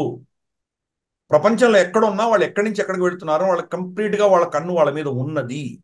సమయం దొరికినప్పుడు మాత్రం వాళ్ళని అరెస్ట్ చేయడమో లేదా ఇతరత్రా వాళ్ళు మాయమైపోవడమో ఇటువంటివి జరుగుతున్నాయి. అంటే ఎంత సీరియస్ గా ఎంత ప్రొఫెషనల్ గా మనం పనిచేస్తున్నామో అర్థం చేసుకోవచ్చు. అదే పంథాలో ఈరోజు ఇందర్పాల్ గాబాని అరెస్ట్ చేయడం కూడా. అతనేమనుకున్నాడు, నన్ను ఎవరు పట్టించుకుంటాడు, నేను బ్రిటిష్ సిటిజన్, ఇంకా కేసు నడుస్తోంది కదా, ఇన్వెస్టిగేషన్ ద్వారా చూద్దామని హ్యాపీగా వచ్చాడు భారతదేశానికి. రాగానే అరెస్ట్ చేశాం. అందుకని మన శక్తి ఏంటో ఈరోజు మన ప్రజలకు తెలియాలి. మన నిఘా వర్గాలు ఎంత సీరియస్గా పనిచేస్తున్నాయి. పొలిటికల్ ప్రెషర్ లేదు వాళ్ళ మీద. గత ప్రభుత్వాలు పొలిటికల్ ప్రెషర్ పెట్టి వాళ్ళని వదిలేసేవి. అటువంటివి ఏమీ కాకుండా ఈరోజు మనం చర్య తీసుకోగలుగుతున్నాం అంటే కనుక భారతదేశం ఎంత పురోగతి చెందిందో ఈ విషయాల్లో మనం అర్థం చేసుకోవచ్చు. రెండవది, రిషి సునాక్ ఇచ్చినటువంటి స్టేట్మెంట్ ఏదైతే మైగ్రెంట్స్ రవాండాకు పంపిస్తాం అనుకోవడంలో, ఇది యాక్చువల్గా బోరిస్ జాన్సన్ ప్రవేశపెట్టినటువంటి ప్రతిపాదన. ఇది ఫైనల్ గా ఇప్పుడు దాని చట్టరీత్యా వచ్చింది. అది మధ్యలో సుప్రీంకోర్టు దాన్ని తిరస్కరించింది, కంప్లీట్ గా కొట్టిపడేసింది. ఇది యాక్చువల్గా ప్రాసెస్ ఏంటంటే, వాళ్ళ దేశంలో ఇల్లీగల్ గా ఎవరైనా వస్తే వాళ్ళని ప్లేన్లలో లోడ్ చేసి వాళ్ళని ఎక్కించి రువాండాకు తీసుకెళ్లి, రువాండాలో కొంత ఏరియా రువాండా ఇస్తుంది, అక్కడ వీళ్ళని ఉంచడము, వాళ్ళకి తిండి వాళ్ళ ఆహారం అక్కడ చూడడం, వాళ్ళకి ఇతరత్ర ఏ దేశానికి వెళ్తే వెళ్ళొచ్చు, లేదంటే అక్కడే ఉంటారు వాళ్ళు. దానికి అయ్యే ఖర్చులు బ్రిటిష్ గవర్నమెంట్ ఇస్తుంది, రువాండాకి ఇస్తుంది, ఆ ఖర్చు ఇస్తుంది అన్నమాట. అది సో ఇది ఒప్పందం రువాండాతో. ఈ ఒప్పందాన్ని వాళ్ళ సుప్రీంకోర్టే గతంలో తిరస్కరించింది. ఏ ఆధారం కింద? రువాండాలో ఈ విస్థాపితులు ఎవరైతే ఇల్లీగల్ ఇమిగ్రెంట్స్ ఉన్నారో వాళ్ళని రువాండాలో సరిగా చూసుకోలేరు, వాళ్ళ దగ్గర అటువంటి ఇన్ఫ్రాస్ట్రక్చర్ లేదు, కాబట్టి వాళ్ళ మానవ హక్కుల ఉల్లంఘన జరుగుతుంది, కాబట్టి మేము యాక్సెప్ట్ చేయమని చెప్పి సుప్రీంకోర్టు కొట్టేసింది. అంటే వాళ్ళ దేశంలో వచ్చి వాళ్ళ అమ్మాయిలను రేప్ చేయొచ్చు, వాళ్ళ ప్రజల మీద విధ్వంసం సృష్టించవచ్చు, వాళ్ళ దేశంలోనే అరాచకత్వం సృష్టించవచ్చు, కానీ వేరే దేశంలో వెళ్తే వాళ్ళు ఎవరి క్రిమినల్స్ ఉన్నారో వాళ్ళకి ఏమైనా ఇబ్బంది కలుగుతుందేమో అని సుప్రీంకోర్టు జడ్జిమెంట్ ఇచ్చింది. దౌర్భాగ్యమైన పరిస్థితి. ఎనివే ఫైనల్ గా రిషి సునాక్ దాన్ని చట్ట రూపాయన తీసుకొచ్చి ఎవరు ఆపలేరు దీన్ని అని చాలా ఫోర్స్ఫుల్ గా ఆయన స్పీచ్ ఇవ్వడం జరిగింది. వీళ్ళని డిపోర్ట్ చేసే దాంట్లో ఏ శక్తి ఆపలేదు, వీళ్ళని రిమాండ్కి పంపిస్తున్నాను, నేను 10-12 వారాల లోపల వీళ్ళందరినీ పంపించబోతున్నానని స్పష్టంగా చెప్పడం జరిగింది. చూద్దాం మరి ఫైనల్ ఇంప్లిమెంటేషన్ సమయంలో మరి రిషి సునాకే ప్రధానమంత్రిగా ఉంటారా లేదా కూడా తెలియదు. అక్కడ ఉన్నటువంటి అంత అస్థిరత ఉన్నది. ప్లస్ సుప్రీంకోర్టు మళ్ళీ దీన్ని జోక్యం చేసుకుని ఏం కొట్టేస్తుందో మనకు తెలియదు. కాబట్టి ఇవన్నీ కూడా ప్రశ్నలే. ఇప్పుడైతే ఆయన చెప్పడం జరిగింది, చూద్దాం ఫైనల్ గా వీళ్ళని డిపోర్ట్ చేసి అక్కడ వెళ్ళగలిగితే ఏమవుతుందో చూద్దాం. అక్కడ ఉన్నటువంటి శరణార్థులు మరి తర్వాత వాళ్ళ పరిస్థితి ఏమవుతుందో, వాళ్ళు అక్కడే కూర్చొని మన యూకే పంపిస్తున్నటువంటి విరాళాలు తీసుకొని హాయిగా అక్కడే ఉంటారా వాళ్ళ జీవితం అంతా? ఇవన్నీ కూడా ప్రశ్నలు రాబోయే రోజుల్లో చూద్దాం. కానీ ఒక విషయం మాత్రం గ్యారంటీ, వాళ్ళ దేశంలో ఇల్లీగల్గా వస్తున్న వాళ్ళకు వ్యతిరేకంగా ఏదో చర్య తీసుకోవాలి అన్నటువంటి ఒక ఆలోచన మాత్రమే ఈరోజు మనం చూస్తున్నాం. ఇది కనీసం ఇటువంటి ఆలోచన అమెరికాలో లేదు. అమెరికాలో కొన్ని లక్షల మంది వాళ్ళ మెక్సికో బార్డర్ నుంచి లోపల దూరం వస్తుంటే కనుక వాళ్ళని ఏమి చేయలేనటువంటి పరిస్థితి. కాబట్టి చూద్దాం మరి యూరోప్ కానీ, అమెరికా కానీ, కెనడా కానీ ఈ ఇల్లీగల్ ఇమిగ్రెంట్స్ తోటి ఏం స్కిల్ సెట్స్ లేనటువంటి వాళ్ళు, క్రిమినల్ మైండ్స్ ఉన్నటువంటి వాళ్ళు ఆ దేశాల్లో వచ్చి ఆ దేశాల్ని ఎంత ఇబ్బందులు పెడతారో మనం చూస్తున్నాము. యూకే ఒక చిన్న అటెంప్ట్ చేసింది, మరి సక్సీడ్ అవుతుందో లేదో రాబోయే రోజులే మనకు చెప్తాయి. Thank you very much sir, thank you very much Giridhar మామిడి గారు. నిజంగా చాలా అద్భుతమైన విషయాలు మీరు ఎక్స్ప్లెయిన్ చేస్తూ ఉన్నారు. చాలా మంది కమెంట్స్ చేస్తున్నట్టుగానే మీరు మాట్లాడుతూ ఉంటే అలా వినాలనిపిస్తూ ఉంటుంది. Thank you very much sir. అంత ఓపిక్గా చాలా విషయాలు వివరిస్తూ ఉన్నారు. నిజంగా చాలా విషయాలు తెలియని విషయాలు ఎన్నో తెలుసుకుంటున్నాము మీ వల్ల. Thank you very much. So చూసారు కదా, ఇది ఈ వారం గ్లోబల్ రౌండప్. వచ్చే వారం గ్లోబల్ రౌండప్ లో మళ్ళీ కలుద్దాము. 146వ ఎపిసోడ్. ఈ ఎపిసోడ్ మీకు నచ్చినట్టయితే వెంటనే లైక్ చేయండి, 10 మందికి షేర్ చేయండి. మీ కమెంట్స్ ద్వారా మీ అభిప్రాయాలు మాతో పంచుకోండి.